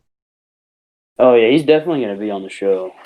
Because I can't have another War Games 2019 kind of scenario where there are no title matches and it's just boring. I can't do it. Oh yeah, that show was just dry. Yeah, There was good stuff on that show, but it was just dry. I think it's because just there were no title matches, legitimately no titles on the line. I don't even think Leo Rush was on the show, who was the cruiserweight champion at the time. Yeah, because him and Angel Garza had their big title match on NXT TV. Which, by the way, I was thinking about that match earlier. My God, that match was just so fucking good, wasn't it? Yes, it was. I keep forgetting Angel Garza was cruiserweight champion. Yeah, because he had a forgettable ass run. Yeah. Was he? Well, How many? Was he on TV when he was champion? yeah, for somewhat. Not a lot. And not, the cruiserweight champions haven't gotten a lot of TV time. And well, Santos Escobar, since moving down to NXT, I think Hey. What's his name? Santos Escobar. There we go. He's probably gotten the most. I think. Oh yeah, by far. He's gotten the most. By And far. I don't think he's going to be on NXT during his feud with Kurt Stallion, because that motherfucker hasn't been on NXT. That dude's got such a weird body. He'll probably get built. That's why he's on 205, Nick. Triple H is like, well, you're not really a believable heavyweight. When you have freaking Leon Ruff as your North American champion. I get it. I get why Leon Ruff's the champ. I do. It's just a dude got lucky. It's a half-assed knockoff. Rohit. Yeah. Just Rohit's not a fluke champion, at least anymore. Somewhat. He still is, kind of. But Well, he's had one clean, legitimate title defense. Oh man, it was against cousin Jakey. Oh my god. Jake, something. Something. What was that? Was Thatcher and August Gray after this, Nick? Couldn't tell you. Don't remember. The next thing I have in my notes. August Gray look like a big old beach. Yeah, Thatcher beats August Gray, and then Ciampa comes out. And then after they come back from break, the interviewer lady, is it Mackenzie Mitchell? I don't remember. Yes, it is. Yeah. Comes up to him, Ciampa, what were you trying to say? And he goes, I thought I made it very clear. I want Timothy Thatcher. And then just walks off. Man, do you feel bad for Timothy Thatcher? Because he's always in angles that, like, you just know he's not going to win. Yeah, I don't know. So they're doing really good with him for a little bit there. And then he lost to Finn, and I didn't think it hurt that. I didn't think it hurt him losing to Finn hurt him that much as other people thought he did. I think getting Priest so soon was what hurt him. Yeah, that's what I was just gonna say. Him getting Priest so soon and then just losing Priest, when they should have just saved that for Takeover, and then have Johnny face Priest at Halloween Havoc. Yeah. I don't know. I think there's just it's lack of direction with Thatcher. And maybe they have a lot of direction, I'm just being blind to it. But I don't know. him and Ciampa should be very good though. I'm not gonna complain about that. Yeah, I don't really know what they're doing with Ciampa now though, because he seems like he's a babyface again. He's a little bit changing the culture back to the old school. Is he trying to be like EC3, trying to control his narrative? Trying to control his narrative. Trying to control his narrative. I don't think it's like that. I don't, but I might be wrong. I don't know. I like Champ. I've liked Ciampa's promos recently, just because I think Yeah, me it's too. I just don't want him as a babyface. yeah, they're just in well, I can't believe this. Nick, are NXT in like need of heels? Well, yeah, kind of.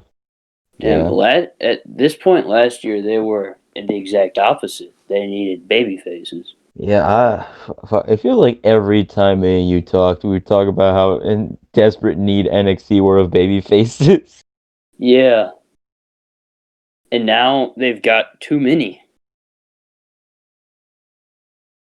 Well, I don't think it's that. It's just none of their heels are main event level. Like Gargano's not really main event level right now. Cameron Grimes isn't. Thatcher isn't. Yeah. Well, I think Pete Dunne's gonna get a shot Yeah, they after have. this whole thing. Yeah, and that's why I think. That's why I don't think you should have Cross come back and win the belt because Pete Dunne would be so much better. Well, Nick, I think out of the way, I think Cross is beating Finn. No, I'm saying Pete Dunne would be way better to take the title off of him. I'd like that. Just fucking put Cross on the main roster. He'd fit so much better. That fucking gimmick, his character, does not fit in NXT. Just Like that style of booking for a character does not fit in NXT.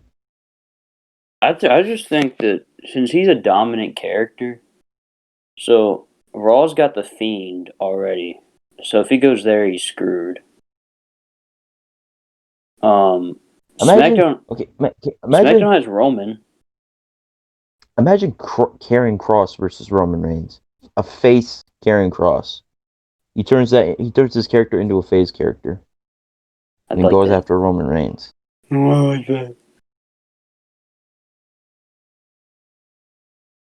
Like, and it's just his match style does not fit in NXT. Like, you have to have, like, his match style is way too boring for NXT. Like, I really don't see how, like, I think big men in NXT are very hit and miss. If that makes any sense, like because like you've got Karrion Keith Cross and Lee and Karrion Cross and Dijak. Keith Lee, easily the most boring NXT main event of all time for a takeover, in my opinion, at least. At least for every takeover I've seen. Well, actually, I don't know. Samoa Joe and Shinsuke Nakamura was pretty boring. They take over Toronto. I don't think I watched that show, so I couldn't give Oh, you and an Bobby answer. Roode versus Shinsuke Nakamura take over Orlando. That was pretty boring too. I remember Bobby Roode and Hideo Itami being very boring too, but that didn't main event. Yeah. Well, so after Thatcher and Ciampa had a confrontation, was it Rhea Ripley and Io Shirai? What? No. I don't know, man. We saw Ember Moon. Oh fuck, I forgot about this match. In my notes, I got robot voice Ember Moon. So Ember Moon, Tony Storm teamed up to take on Dakota Kai and Raquel Gonzalez. Ember and Tony Storm got the win here. That's really all I remember. And then after that, Candice LeRae and Indy Hartwell attacked them. Yeah, and then I think didn't the four of them help? Like, well, not the four of them. Dakota Kai and Raquel Gonzalez, didn't they help them out? And then they just kind of like left the offer on the table without saying anything. Indy and Candice beat them up, and then they threw them in the ring, and then Dakota and Raquel beat them up again. Mm-hmm. Yeah, and then after that, Oh, pretty don't forget sure about that was. big old boa segment. Oh, that's fucking right. Oh god, that was the shits. This whole thing is the shits. NXT Nick, is so hit and miss right now. when he kept saying she's coming, no Zaya, she's coming, and then William Regal looked into the camera. Who do you think this is?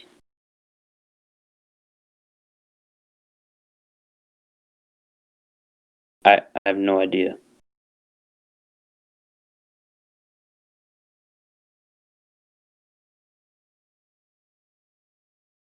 Hello? All right, you're good. You're good. Alright, Sam, just cut after I said NXT is so hit and miss. And resume right now. Yeah, Like, I don't, go ahead.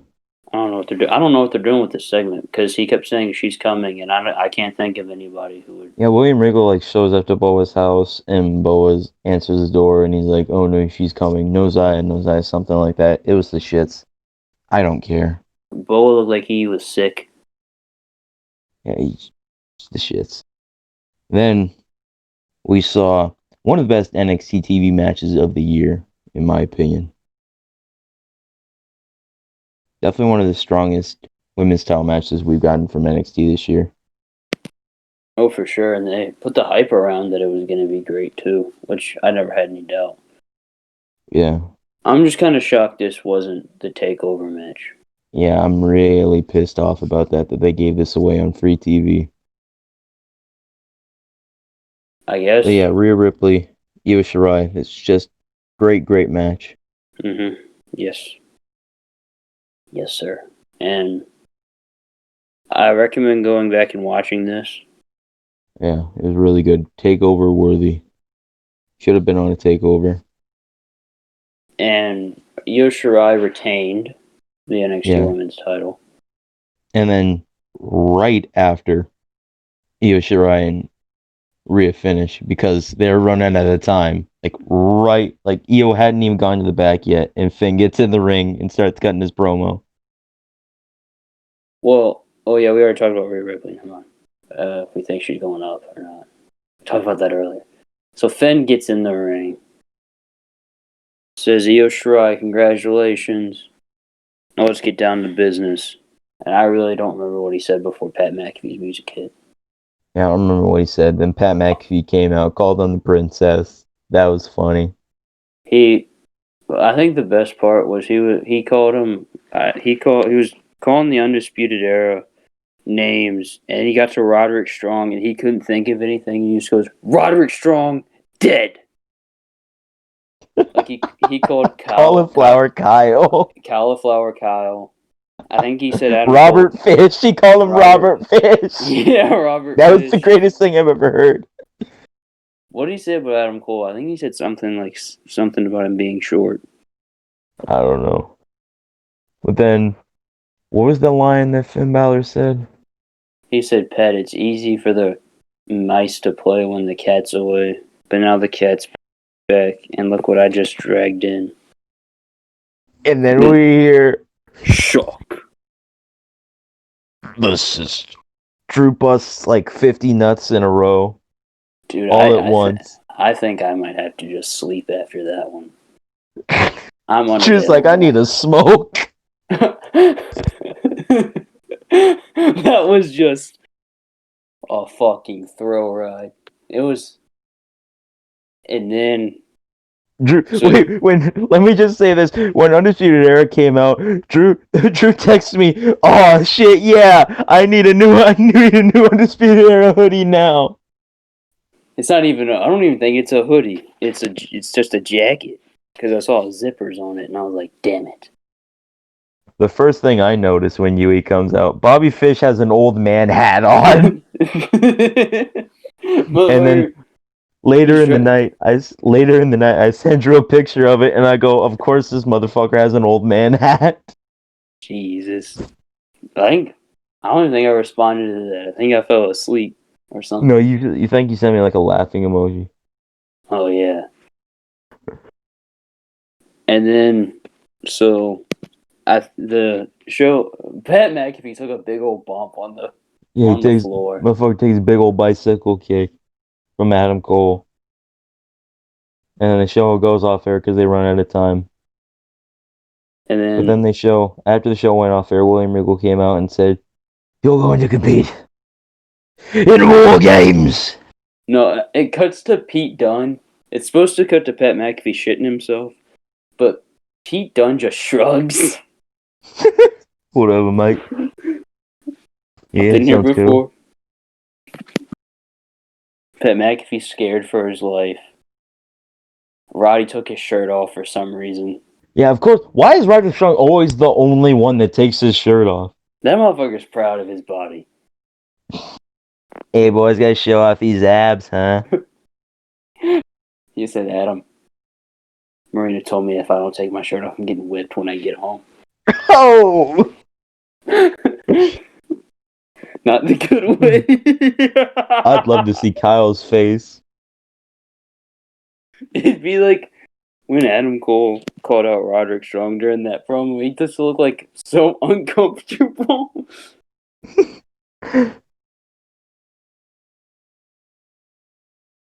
Bobby Fish is just like, hey, look, kid, not everyone can be a big old whippersnapper like you. Oh, shit. Jesus. That was fun. That was good. Bobby Fish is like, look, kid, you're just getting you're a young upstart in this business. Kyle goes, Bobby, he's almost 40. Listen, I think you could be a future WWE champion. Adam Cole's like, no, that ship sailed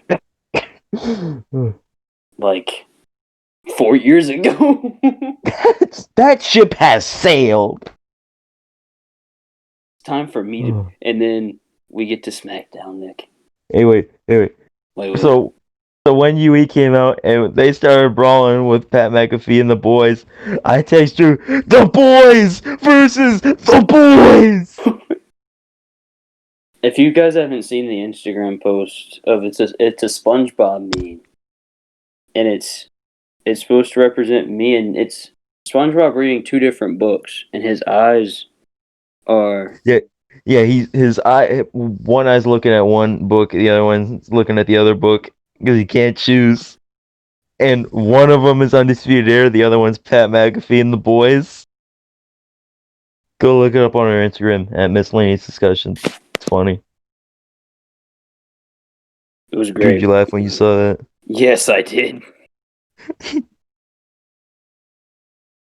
But after this was SmackDown, Nick. Speaking of being buried. Oh boy. Who got buried on SmackDown? Oh, I know what you're doing. Okay. Oh yeah, you told me about this last night. So SmackDown opens with... No, not that. That's Big E said that. You remember that? Oh yeah. Wait, no, I didn't see that. All I saw was the rest. And he just goes into his laugh. What's Big E doing, man? Why is Big E creeping backstage? Then he goes, speaking of being buried, you guys are facing the New Day. Oh,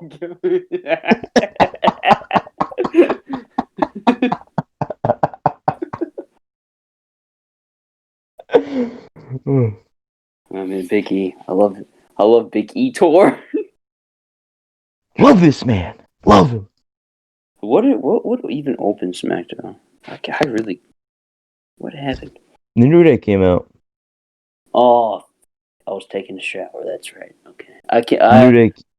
New Day came out. They cut a promo. It was like half about Survivor Series, half about The Undertaker. Sami Zayn comes out. Hey, you're not me. No, King Corbin's about to turn back into turn into the Lone Wolf. He's got the jacket.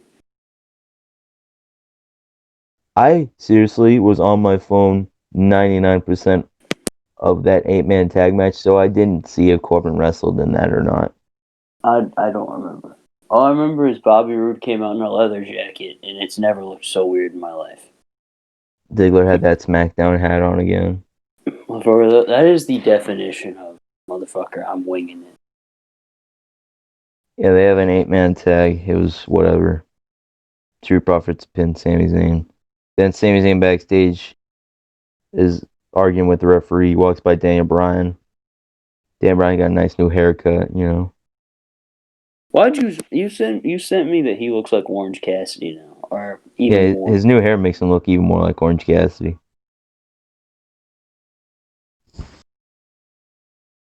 Somebody said something. I forgot. Never mind. I have so many. I just put quotes in my notes, and then I don't remember who even said the quotes. Oh, he said so Sami Zayn was sitting No. there yelling at Daniel Bryan. In my notes here, I have a quote. Oh, thank God. I don't even remember who the fuck said that. Probably Corey Graves. I can't remember. I'm gonna have to start putting like who said what quote in my notes. Well, Daniel Bryan put his little face cover thing on and pushed Sami Zayn down. And he goes right before we go to commercial. He goes, as much as I can, I believe in social distancing. Yeah, when he pushes Sami Zayn gets back up, he goes, I would get back at you right now if I didn't have a huge match in Survivor Series. So, am I supposed to believe in the long-term storytelling with Daniel Bryan has two things going on? I don't know. I feel like we're still gonna get. I feel like we might still get Bryan and Roman, and then maybe Sami Zayn costs Bryan the title match. So you think Bryan's gonna beat Sami Zayn? I mean, I'd be cool with that. I would too. It's just I just hope if we're getting that at let's say at the beginning of the year next year, Sammy does something with the belt besides just not be on TV 1 week then not 1 week then not. You know what I mean? Mm-hmm. But after this, Daniel Bryan cut a promo saying that he got fired up. Yeah, this motherfucker wants revenge on main event Jey Uso. Main event Jey Uso. By the way, Jey Uso has a new shirt. Can you guys please go buy? Please go buy. Yeah, everyone go buy it. Go pick it up at www.shop.com. It's probably the greatest shirt of all time. Get him, Moose. I'm gonna get him. I'm gonna get him. Listen, listen. If you don't appreciate the head of the kitty table, I don't know if we can be friends anymore. The man who massages Roman Reigns' feet, right, Drew? Oh, he had to bring that up. The man who is, according to all of us here at Miscellaneous Discussions, is under the table. Oh, but so Daniel Bryan was like, "It's nothing personal. What happens tonight?" So then it cuts to what's the fucking Adam Pearce thing after this? So the last member of men's team Smackdown team. I was really hoping it was Chad Gable. I was really hoping. But I should have known better. Motherfucker, you told me last night you thought it was going to be Buddy Murphy. Well, when he said the hard times, I was like, okay. We got a couple guys I can think of here, like, Rey Mysterio, Dominic Mysterio, Chad Gable. Nope, it's fucking Otis.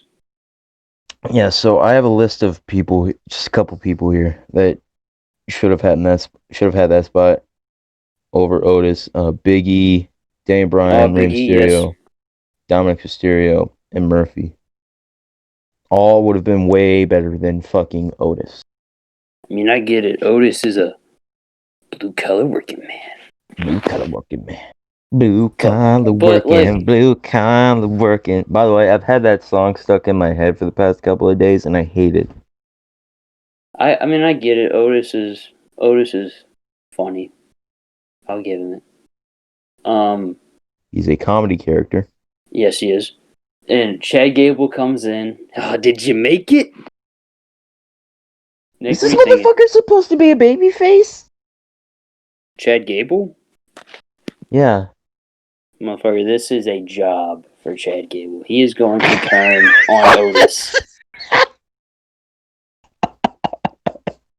He's the real blue collar working man.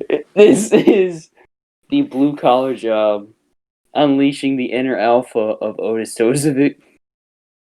Dozovic? That was his name before, because when they got up to the main roster, they dropped their Yeah, no shit, Drew. Well, Nick, you have short-term memory loss. I thought you forgot. Drew, I bet you don't even remember Tommaso Ciampa versus Otis from NXT TV. The only reason I do is because Devin keeps putting it over every time we talk about Tommaso Ciampa's title reign. Do you remember it, Nick? I do remember that match. I remember fucking Otis took the widow's bell. There you go. Otis probably died. What? I don't know. Either way. A couple brain cells died. Oh, jeez. That's uncalled for. Oh, that's uncalled for. No, it's fucking not. Well, either way, Otis is on Team Smackdown. Damn it. Yeah, but you know who's on the women's Team Smackdown? Bailey! I went, yes, sir! So apparently they're teasing Bianca Belair versus Bailey, which is cool. I'm cool with that. In the words of my good friend David Benoit, I'd be down for that.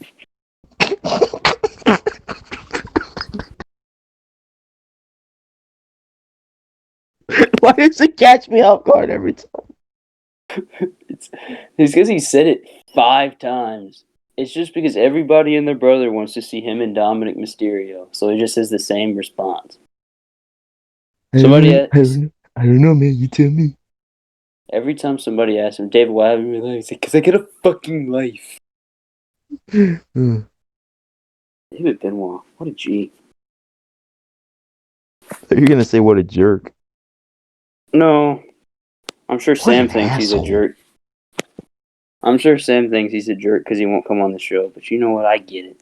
We're not Ryback. We're not Chris Van Vliet. Fine.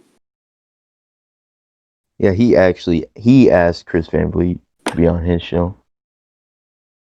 Imagine if we got a message from David Benoit. Hey, can I be on the pod? That's the day I know we made it.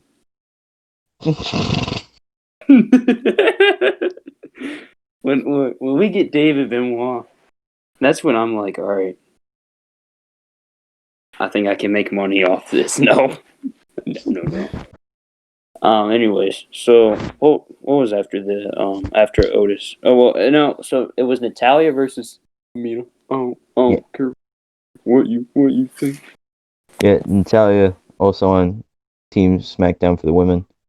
So full female Smackdown team is Bianca Belair, Ruby Riott, Liv Morgan, Bayley, and Natalia. Fantastic team. So fucking Bianca and then Natalia on Talking Smack were both trying to say that Bayley didn't earn her spot on the team. Well, she's Bayley. Like, I don't know, man. Being the longest reigning SmackDown Women's Champion of all time, having a combined over 500 days as champion, and over the past year having one of the best win-loss records on SmackDown. I mean, those are pretty good qualifications, if you ask me. I agree. It's just a way to set up Bianca's next feud because motherfucker, it's gonna be Bianca and Bayley, and that sounds, sign me up. I'm cool with that. Yeah, but then Drew, fucking say it to my face. Should have been a man, but you don't know how. Pay your hand, you lost it. It's too late now. Got to pay the price for things you said. Yeah, say it to my face. Should have been a man who had the nerve to stand and look me in the eye. Say it to my face. I don't know the rest of the words. Soon enough I'll find you in the dark behind you. I'll be waiting. If you got something to tell me, come out of the shadows now. Say it to my face. So yeah, Buddy Murphy gets the big W over Seth Rollins. Yes, sir. Yes, I sir. thought I was watching when I saw this. I swear I thought I was watching Capital Punishment 2011. Big M. Rye. Listen, it's not often when you get the win over your Messiah and you get the girl. You know, Nick, I think I cried tears of joy for the second week in a row. Yeah, man. When Seth Rollins come out, I really thought I'd heard awesome. I came to, and then I just pop out of it. You know. Yeah, I get it. Told But you it's hard to not get confused. You know. it's just it's too familiar, Nick. I can't even talk about it. Well, then I'm just hooked when Murphy comes out in here. Say it to my face. Oh, well, speaking of, where was Murphy shorts at? Yeah, I was pissed about that. I text you, where the fuck are the shorts? The coolest shorts. Yeah, man. Now we know for sure that fucking his elites are outdated. Fucking hurts me because his elites are good. And well, no, his Elite 84 is not going to be outdated because it's the tights. Yeah, I'm talking about his ones that are out now. Oh yeah. Well, By the no, way, that one's gonna be fucking outdated too because it's got Messiah on it. Fuck it, I'm still getting it. Me too, probably, maybe. I don't know. What was Hey, after wait, you think this? that's just gonna be a full-on Seth Rollins body? Probably. That'd be pretty funny. No, it wouldn't. No, it wouldn't. Because they have the same. They give him the same torso. Are And Murphy's? they're probably gonna give him those legs. Yeah, probably. It's probably just gonna be a full-on Seth Rollins body with the Murphy A head Buddy scan, Murphy. and Yeah. then the fucking way too big arms for some reason. Mm-hmm. Hopefully he has the fucking elbow pad and the accurate wrist tape on the regular one though. So what was after this? What was after MRI got the big W over the Seth Miz or something? The Seth Miz, fucking clever one, Drew. Whatever, bro. The Awesome Messiah. How about that one? There we go. There, yeah, that one works. I'm gonna be honest with you, Drew. I really don't remember if there's anything between this and main event. I'm thinking here. Thinking. Hmm. Oh yeah, oh fuck, we saw that awful Carmella. Oh, yeah, we Sasha also forgot about the Banks, contract Asuka. signing. Let's talk about that. Oh, that's right. That was fucking incredible. Yes, it was. What the fuck? I literally had these things in my fucking notes. So, the Drew McIntyre versus Roman Reigns match was made official, which is now tonight as we're recording. So, Drew, you are a secondary podcast host. Everyone knows it.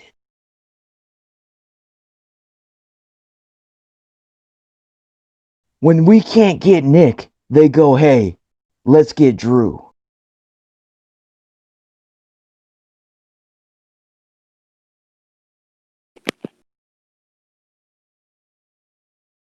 Did Nick, that just hit a little too close to home? Nick, just one thing. What? Please underestimate me. Oh. Drew, you want to give me advice? Listen, I just hope that you take these last couple days of peace to prepare for war. Oh, by the way, for anyone that doesn't know, me and Drew are going to have a dog collar match for his Elite 79 Io Shirai because it should be mine. But you know what? This still isn't as good as me having the Roddy Elite before you last year. So, This is true. Yeah. Yes. That was so funny. Oh my god, that was like the best month of my life. Yeah, man. I'm sure it was. But The main event, Nick. Daniel Bryan versus main event Jey Wait. Uso. By the way, Wait. everyone Was there go watch that Roman and Drew contract signing if you didn't see it. It was incredible. Mm. And yet we see so Sasha Banks and Asuka have a face to face. It was really bad. And then Yeah. And then Carmella attacks. Carmella took off Sasha Banks' high heels. Yeah, For some Carmella reason. attacks Sasha, and then Asuka's just standing there looking like a spare prick at the wedding, just standing there super awkward. She got PTSD It was from just awful. Ellsworth. Yeah, and then we saw the main event. Daniel Bryan defeats main event Jey Uso. And Jey Uso was like, son of a bitch, I lost. I'm going to get beat up by the head of the table. Yeah, and then Daniel Bryan pretty much said on Talking Smack that it's not over. So we're going to see another match between these two. Because Bryan won with a small package because he's Mr. Small Package. Nick, you know they call me Mr. Small Package? I bet they do. Yeah, man. But yeah, good SmackDown. Solid. Yeah, SmackDown was a little lower in the quality than usual. Because usually SmackDown's Last couple. very good. But Yeah, it's still... SmackDown's been pretty good the past couple of weeks. But now, Drew, let's get into figures for this week. Oh, yeah, man. The big old basics. So we saw, well, besides basics, we finally saw the final product images for the Elite 82. Drew, I knew this is going to be your figure of the year. The Elite 82 Gronk. Oh, hell yeah. This Oh, is my hell favorite yeah. figure of all. When I saw this shit, I said, holy fuck, this is my life. You said, fuck yes.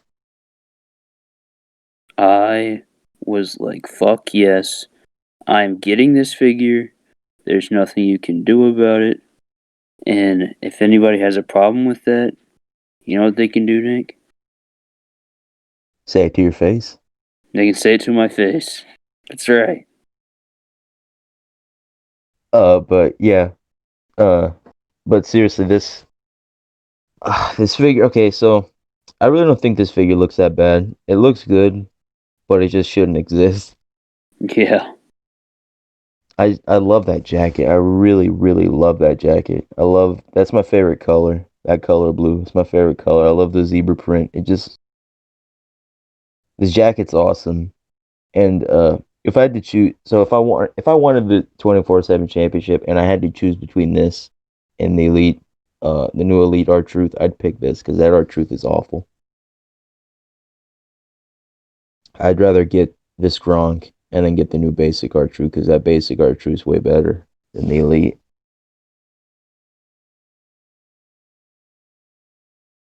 But Drew, you gonna get this figure? Nah, man. That's a lie. I have no plans on it. What if you see it in the store? Probably not. I can't wait. I can't wait. I just cannot wait to see if you to send me a picture of this fucking Gronk figure. You with this Gronk figure. I cannot wait. I'll send you one. I'll send you one if I find it. No, if I cannot wait for you to send me a picture of it when you buy it. Yeah, I don't... See, I don't want to say I'm not going to buy it because then fate's going to bite me in the ass and I'm going to end up buying it.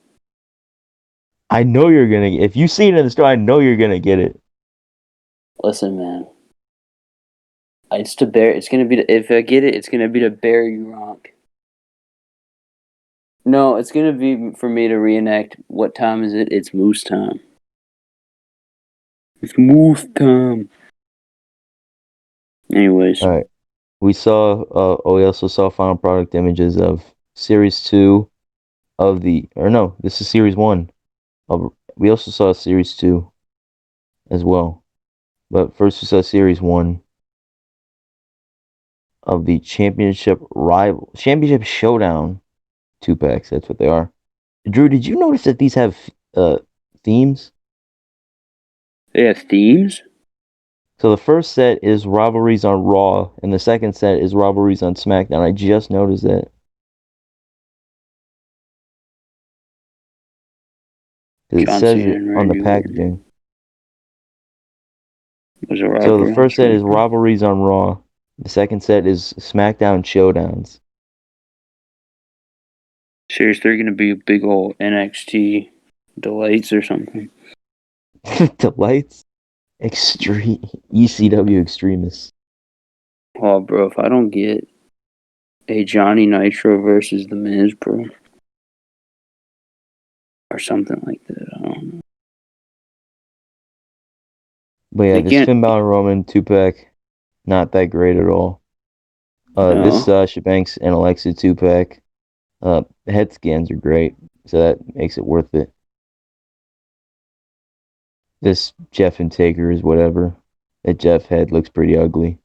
Come on, kid. The whole You figure gotta looks get my pretty fucking ugly. figure. And then Taker looks pretty good. I really like that Taker basic. But now we're getting the 2-pack for it. Then Orton and Cena for Smack. Very, very, very, very, very fucking boring. So, in stock now at Super 7 San Diego, Super 7 store 16th. I don't know, you can find these. Just look up this information on DFreedom 30. This new Super 7 Andre the Giant figure. Drew, have you seen this figure? I have seen. I'm looking at it right now. What do you think of it? It's a cool release. Yeah, I think it's pretty cool. Yeah, I think it's pretty cool as well. Looks I think great. it Packaging. comes with the beer. Yeah, beer. It comes with. So this figure comes with a rubber and a soft goods jacket, because some people like rubber, some people like soft goods.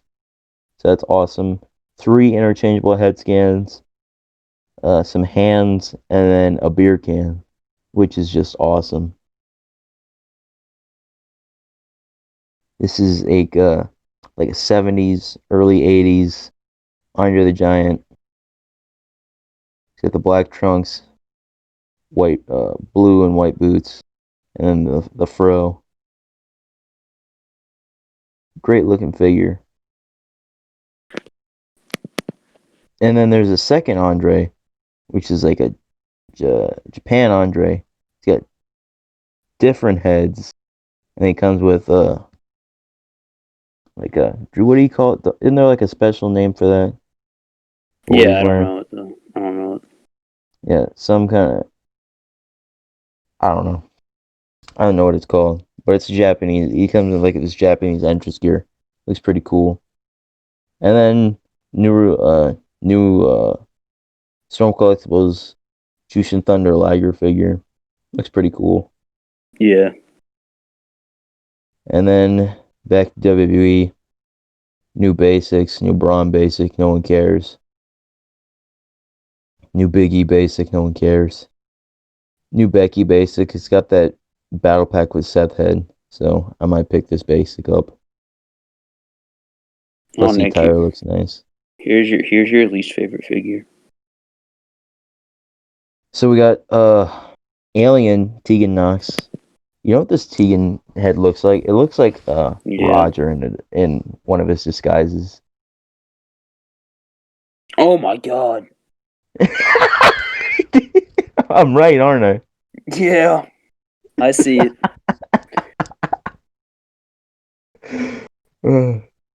Right when I fucking see that head scan, it just says Ricky Spanish. Even though it's not Ricky Spanish. Yeah, so this Tegan Knox basic, it looks great, but it's got botched Elite 77 AJ Styles forehead.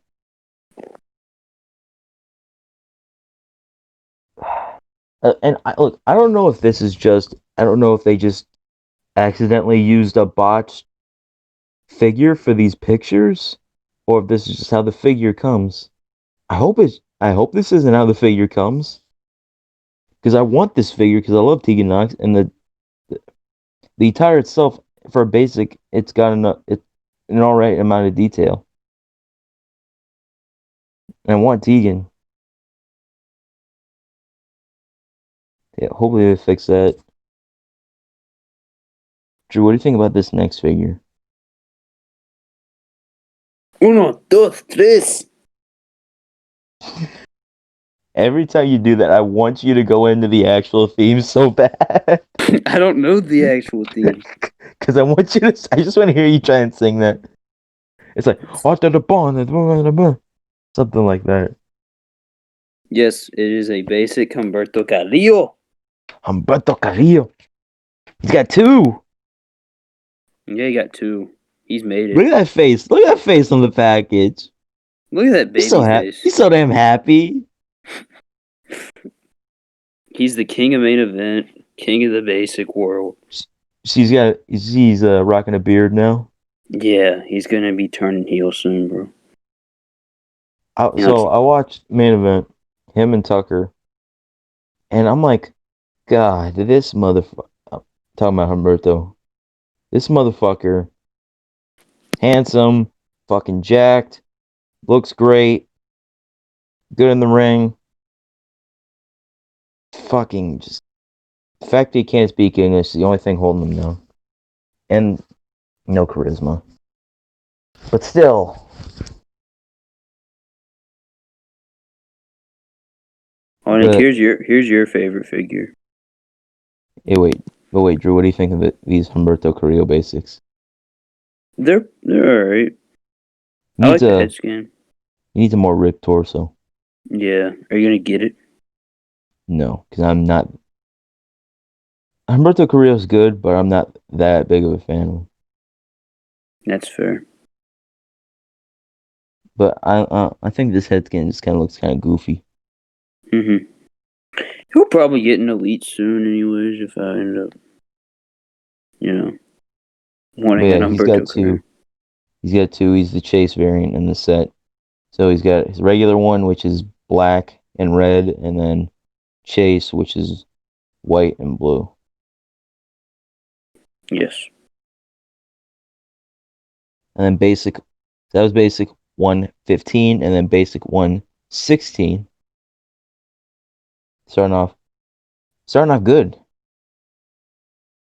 with Big Shamo. Yes, sir. Drew, what do you think of this basic? I think it looks pretty good. This is obviously going to be Sheamus's new Elite 84 head scan.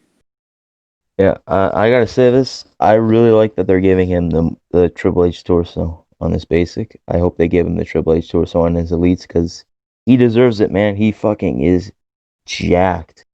Mm-hmm. He is in the best shape of his fucking life right now. It's about to pay off too, because he's probably gonna be the first challenger for Drew. Yeah. Yeah, I really like this basic.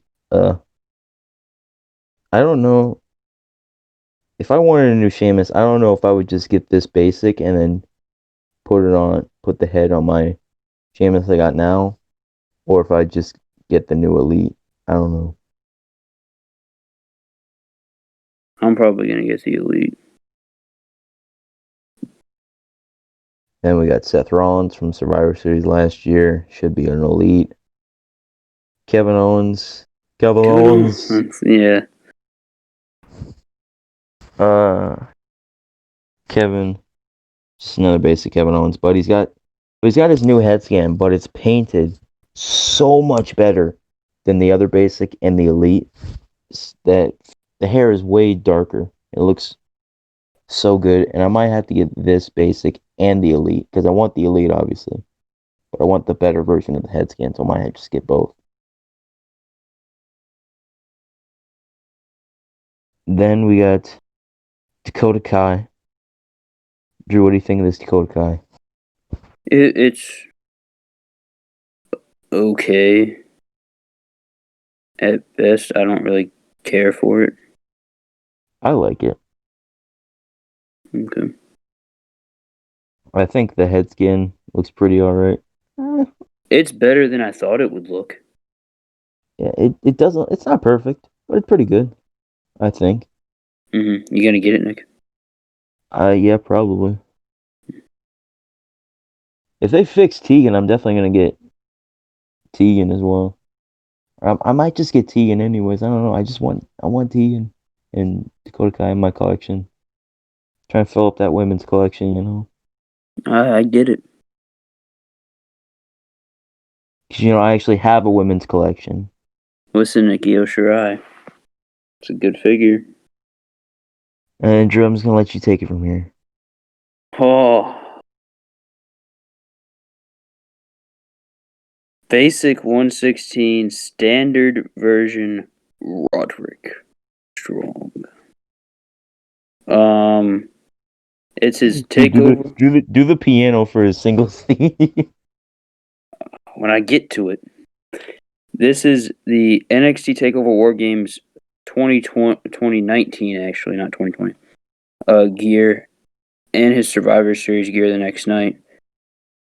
So, I actually really like this basic. I know you think it's dumb. No shit. Yes, I do. You already know.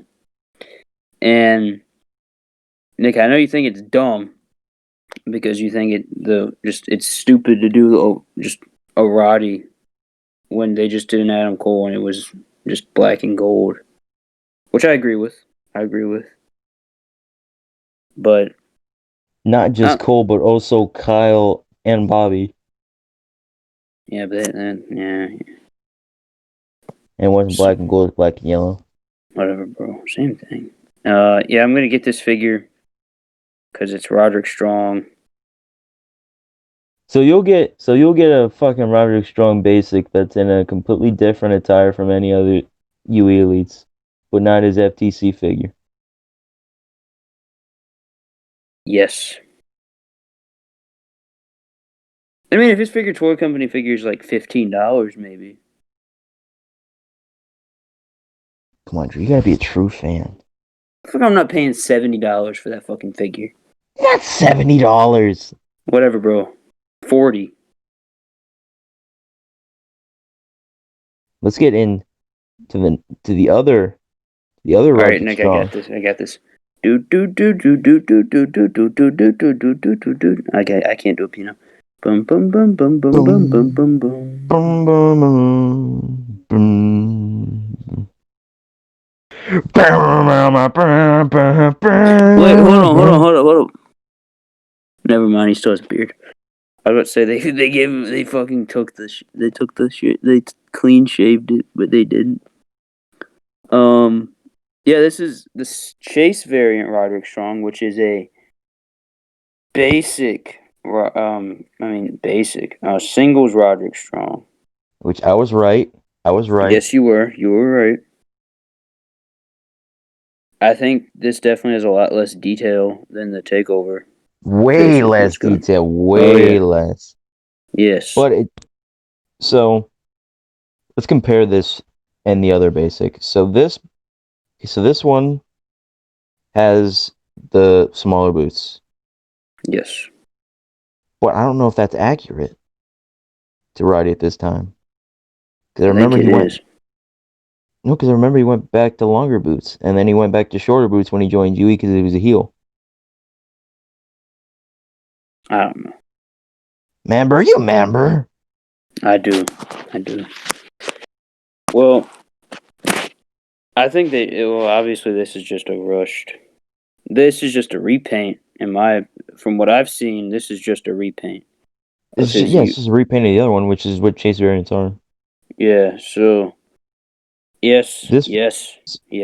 I am getting. So if they're gonna make a singles Roddy, he should have the fatter torso. Because me and Drew were talking about this. I can't remember if this was off air or on Miscellaneous chat, but Roddy, he didn't get ripped like that until like early 2018. That is true. So you should have the flabbier torso. You should be clean shaven. And then the trunks don't have nearly enough. Well, they really just could have taken the Takeover basic and just given him the shittier arms, the less detailed arms, the new head scan, and be done with it. Yeah. But they didn't do that. But either way, I am getting this figure because it's Roderick Strong. I don't know. I don't know. Probably not. I'm probably not gonna get either of them. I'm definitely not gonna get the regular one. But I don't know. I might get the Chase one. I don't know. Probably not though. Well, AEW released a figure. I mean, released a you know what I'm talking about. They released a. They released an image. They released a prototype image, a digital prototype image of Sammy Guevara. I used to really love Sammy Guevara, but then Sammy Guevara and Matt Hardy happened, and now I don't like him anymore. Yeah, Nick, are you gonna? So, do you like this figure at all? From what you see of it? I mean, it looks alright. Yeah. Also, from what I've been seeing, the images that I've been seeing of the Unrivaled Series 2, kind of killing me on the Unrivaled. Just being honest, I'm really not liking Series 2. I'm really not liking how it's looking. But Nick, I think that's every figure that's been revealed this week. Well, we also got news of Oh fuck, the you're right. fan takeover Shawn Michaels. Yes, yes. Let me see if I can find. Let me find these just incredible attire choices from the fuckheads over at Mattel.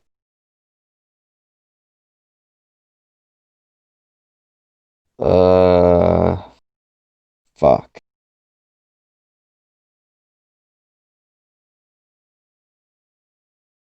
Yeah, I can't find it now. See if it's on ringside. As always, complete and utter professionalism here. Miscellaneous discussions. Of course. I can't find what the exact attires were, but it was three It was 1995 three Shawn nineties attires. Michaels. Yeah. I just don't understand it. I don't understand. I do not fucking understand. Why do we need... I posted this on my Instagram story. I swear we're gonna get every single pair of tights that Shawn Michaels ever wore before we get a new pants, Shawn. It's true. They refuse to make any ruthless aggression elite Shawn Michaels figures. We haven't gotten a non-DX pants Shawn Michaels since 2010.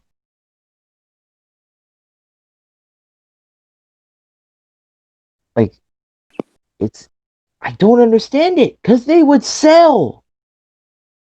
They would fucking sell. The Elite 3 and the Defining Moments are both rare figures because people want Pants Shawns. And those are the only two non-DX ones. Like, I don't understand it. And I said this on Miscellaneous Chat. It should be, the three attires should be WrestleMania 21. Three of these four attires. WrestleMania 21, WrestleMania 22, WrestleMania 23, WrestleMania 24. Three of those four attires should be the three attires for the fan takeover choice. Not three 1995 Shawn Michaels. When we've gotten 5 billion 90s Shawns. And I'm legitimately angry about this. I've been legitimately angry about all these 90s Shawns for years now. And I don't understand it. But yeah, that's it. So, to close off the show, my match of the week. Well, Drew, before I get into it, Drew, do you have a match of the week for this week for you? Well, I didn't match you enjoyed. I didn't watch any other wrestling besides wrestling for the week. But I'm gonna, you know what, Nick? I'm gonna give it to Dez and Wentz versus Trey Miguel and Rich Swann. Why not? It's a good choice. Good choice. That was a really great match. But I'm gonna give it to a retro match this week. So I watched a couple of older matches this week. But the best match I watched this week, Kurt Angle versus Brock Lesnar from SummerSlam 2003. This match was just perfect blend of brawling, technical wrestling, powerhouse moves, storytelling. You saw some nice little interference from Vince McMahon. Great heel work from Brock Lesnar. Kurt Angle with a great babyface fire. Just a great match. Please go watch it. You can watch it on the WWE Network, obviously, and it's on YouTube on WWE's YouTube channel. And yeah, that does it.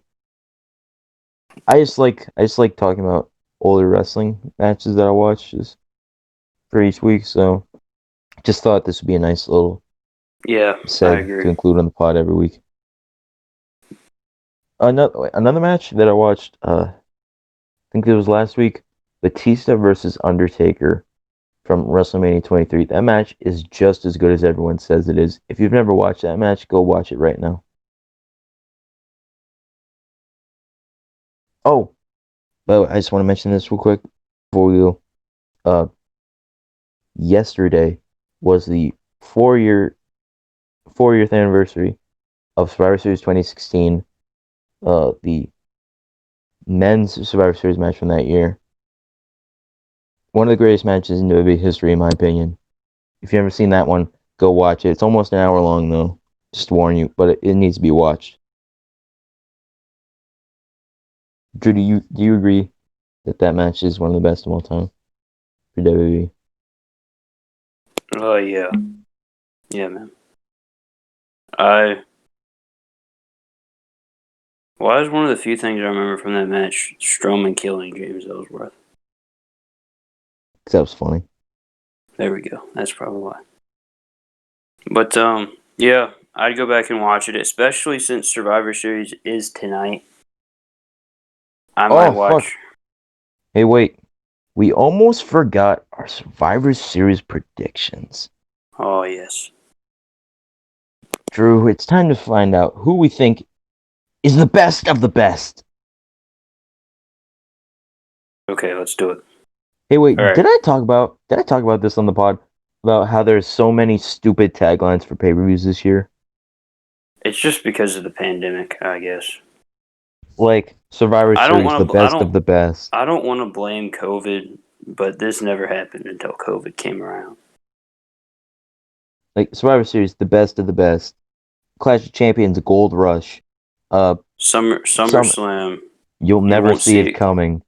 Yeah. The horror show at Extreme Rules. The greatest wrestling match ever at Backlash. WrestleMania, too big for one night. Oh, that's right. Money in the Bank, climb the corporate tower. I mean, climb the corporate ladder, my bad. Same thing. But yeah, let's get into predictions. So, first match, So, let's just... You want to start with get the this? pre-show. What's on the pre-show? So, there's going to be a dual brand battle royale. Okay. It's going to be just normal battle royal. Drew. I don't know. What do you think's going on? I have a prediction. They're both from... I have two predictions. They're both from Smackdown. I feel like I know both of who you're going to say. All right, who do you think? Who do you think? Lars and Big E. Yeah, they were going to be mine too. Yeah, Lars and Big E. You know what I did? I cried. I cried. For about 5 minutes. Fucking Big E starts laughing at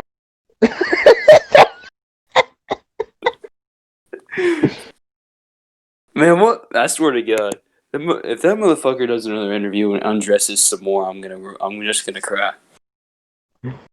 Corey Graves is like, Biggie. well, I have to interview you again. And he's in his fucking trunks. I'm like, Jesus. Man, we're just gonna see Big E and Lars Sullivan in the match, and Big E's just gonna go, you know what I want us to be? I want us to be two big sweaty men bumping meat. Lars is gonna be like, ooh. And you're gonna be at home going, oh, Oh why? God, what's going on? What? Come on, Etor. Stop it. But is that it from the battle royal? Yeah. So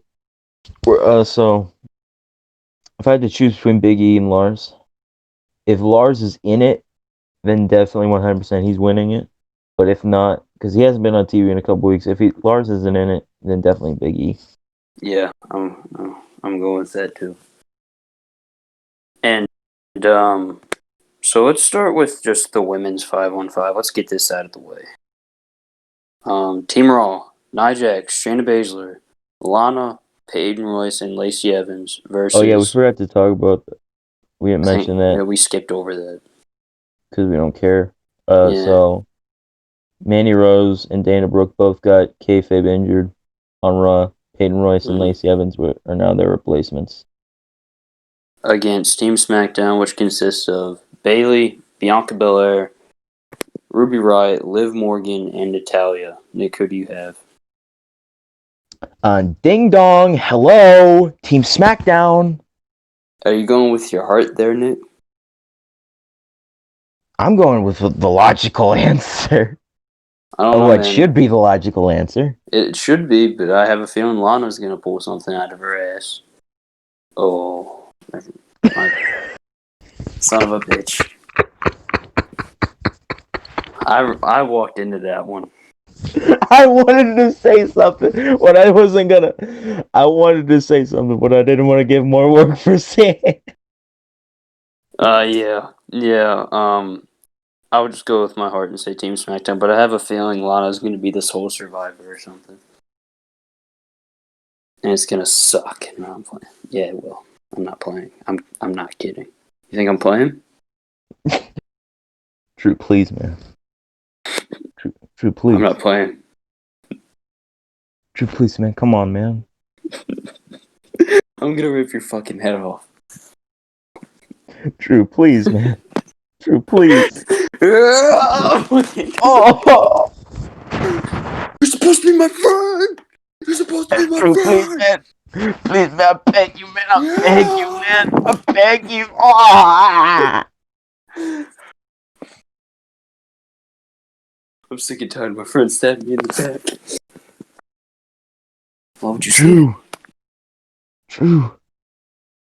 What would Eddie think? Eddie's dead. Oh. No, Ray cried. Why'd you say that? I can't believe you said that, man. You can tell Dave didn't want to do it, but he did it for the money. I think he said that too. But anyways.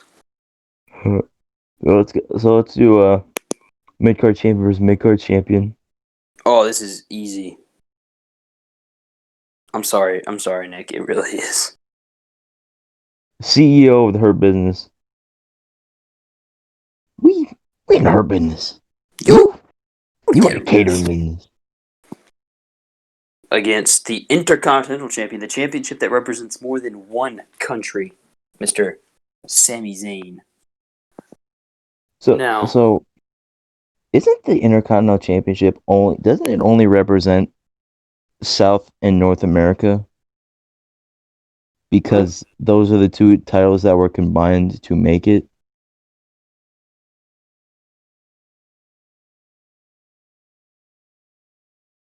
Because Sami Zayn says it represents all continents. But since the North and South American championships were combined to make the Intercontinental title, Shouldn't it just represent North and South America? Yeah, I guess you never guess. thought about that one.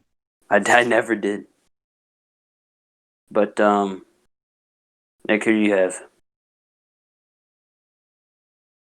Drew, come on, man. I'm in the hurt business. Sami Zayn, he's in the catering business. I think it's going to be Lashley, but I would not be shocked if Sami Zayn pulls something. And I mean this because this has been his gimmick. He's been finding creative ways to win. Yeah, you could say I wouldn't be. I would say I wouldn't be surprised if he pulls something out of his ass. Yeah, I'm not saying that again. you, But yeah, you're I'm gonna never go gonna Bobby say. Lashley. You're never gonna say. You're gonna use that phrase and talk about Mitch Bennett. Oh God. Oh yep, Mitch Bennett's pulling something out of his ass. He's gonna win the battle royal. We're just gonna fucking jump over the top. They're all like, yeah, I'll show myself. He said they didn't want to play with me, but you know what I did after that? I cried. For about But, 5 minutes. And then I killed Otis. Oh Jesus! I'm sorry. But yeah, I'm going Bobby Lashley. Yeah. Yeah, I wouldn't be. Yeah, I also wouldn't be shocked though if Sammy pulls something out. I also wouldn't be shocked if this is a squash. I don't think it's gonna be a squash. I hope it's not. But Nick, Up after next, this, speaking Tag of champ. getting buried, the Street Profits are facing the New Day. Dude, that was such a good line. That was so funny. I love Biggie so much. Yeah, You know what, Nick? New Day versus Street Profits. I'm going to Street Profits. Yeah, I'm going. Uh, You know what? I'm going to the dime. Yeah, Street Profits. Street Profits have to win this. And We gonna be serving L's, bruh. yeah, fam. Nah, fam.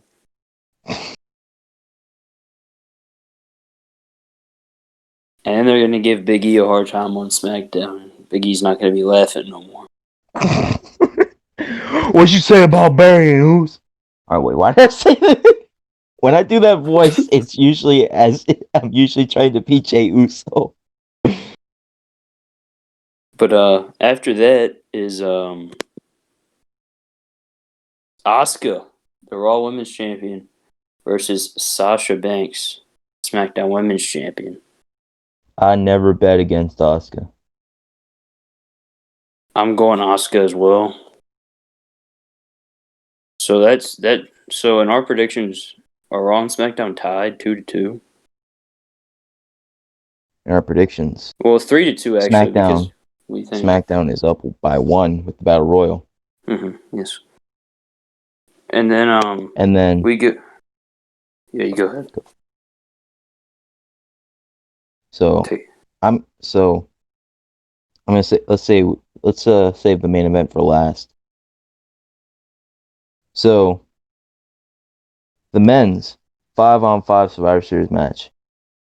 Team Raw of Captain Styles reporting for duty. I mean, you can't even speak English. Of course I do. Why'd you tell me? Because you never asked. I got so many questions.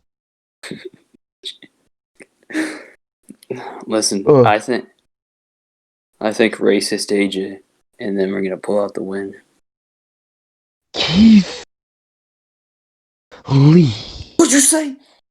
Mr. Styles, I did not appreciate your comments. Comments? Shamey. No, we gotta use their code names. Or So we got Skipper, Broly, Fireface,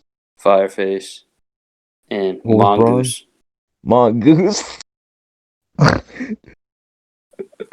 Against Kevin Owens. Kevin Owens, yeah. The blue collar working man. Blue Otis. collar working man. Blue collar working. Blue collar working. The SmackDown savior, Seth Rollins. The awesome Messiah. Yes, the awesome Messiah. King Hey, Corbin. Yeah, you're King not Corbin. me. Hey, I on Team Smack It Down. And the team captain, in my opinion, main event Jey Uso. Yeah, main event Jey Uso. Do you remember that one year that Baron Corbin led Raw to a clean sweep on the main show of Survivor Series 2018? Yes, I do. That motherfucker ain't pulling that off here. No, he's not. Because I think Team Raw is pulling off the win. And I am going to steal a prediction from Steven Larson. I forget which one of them said this. But one of them said that they think that AJ Styles is going to be the only person to get eliminated from Team Raw because he's going to sacrifice himself to show how good of a captain he is. And I like that idea. Hey! You can trust me! I'm a genius. I'm captain! I'm a good captain! And then it's the main event. It's been built. I think this has been built the best way you can possibly build a match in 6 days. You are a secondary title holder. Roman Reigns. It's true. Everybody knows it. The Universal Champion takes on the WWE Champion. No, Drew, you Drew gotta say it. You gotta McIntyre. say it right. The reigning, defending, undisputed Universal Champion, the Tribal Chief, The head of the Roman table. Reigns. Head of the table, Roman Reigns. Man who provides for generations and generations of this family. Against the Scottish something. He's not the Scottish psychopath anymore. The Scottish psychopath, the Scottish fire-breathing dragon, the Scottish whatever the hell you want to call him, Scottish Terminator. What is his name? Big Daddy Claymore? Fuck it. I thought you were going to say Big Dick Drew or something. I'm never calling him that. You call yourself that? No, I'm just Big Drew, not Big Dick Drew. Oh yeah, you're Mr. Small Package. You. I'm gonna get him.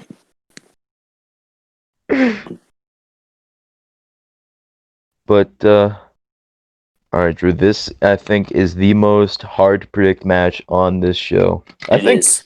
You know what? I might even go so far as to say this is the most hard to predict match possibly of the entire year. I agree. I'm gonna go Roman Reigns. I'm also gonna go Roman Reigns. But I don't think he's gonna win clean. I think either main event Jey Uso is gonna help him, or somebody on Raw is gonna cost Drew McIntyre the match. So Steve Larson also brought up, I remember this was Larson brought up the idea. So the Miz comes down and he cashes in and he makes it a triple threat, and whoever he pins, he becomes a champion. You have either Reigns or Drew pin the Miz so that neither champion eats a loss. That's really smart. Mm-hmm. That But I is just don't very want smart. Miz. I really just don't want Miz's money to make briefcase wasted like that.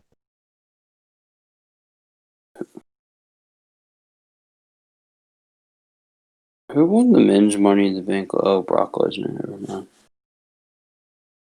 It's becoming just a prop. Like, nobody wins with it now, besides Brock.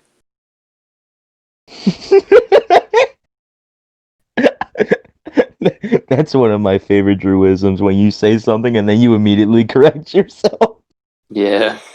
But, There's nobody better. There's nobody who has more reigns than Ric Flair as the world champion, besides John Cena. Wait, they tied. There, see?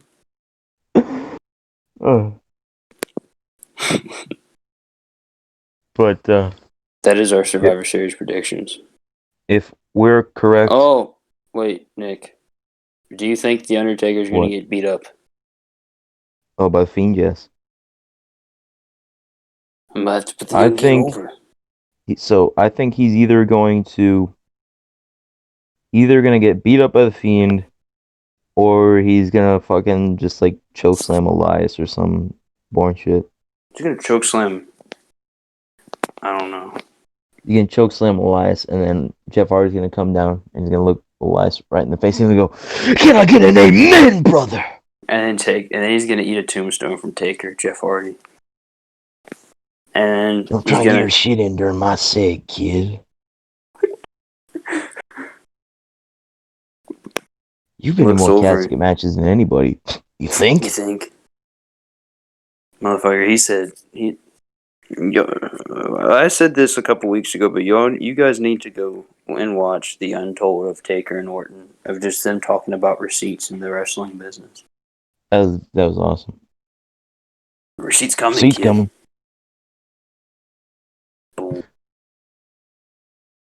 You But, think if Orton would have put his hand up for the chair shot, that would have got Taker would have been pissed at it? I don't know. Be pretty funny. No, it wouldn't. But yeah. But if our predictions are correct, that would leave SmackDown with 2, 3, 4. Leave SmackDown with a winning 4, Raw's 3. Which is okay, yeah. It came down to the wire. So I'm No.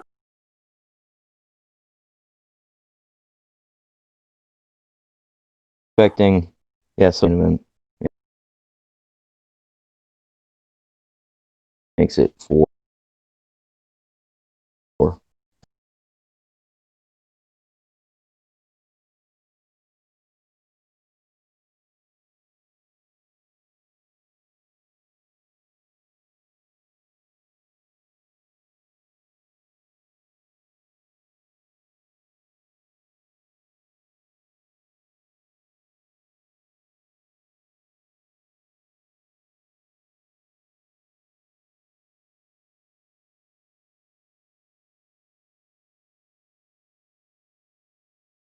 SmackDown. Yeah, that's gonna. Miscellaneous this Wednesday night. We've got something big cooking, pal. And I'm very excited for it. Just hope everybody else is. Nick, I hope you are. Hope Sam is. Either way, I don't even know what the pod's Twitter is. Where's the pod's Twitter? Podcast Twitter is at MISC Discussions. Thank you. And ladies and gentlemen, that's going to do it for tonight. Do you have anything to add? I don't. That's going to do it for episode 11 of Miscellaneous Discussions. So have a great night. We're the greatest. You suck. Cheers. Can I get an amen,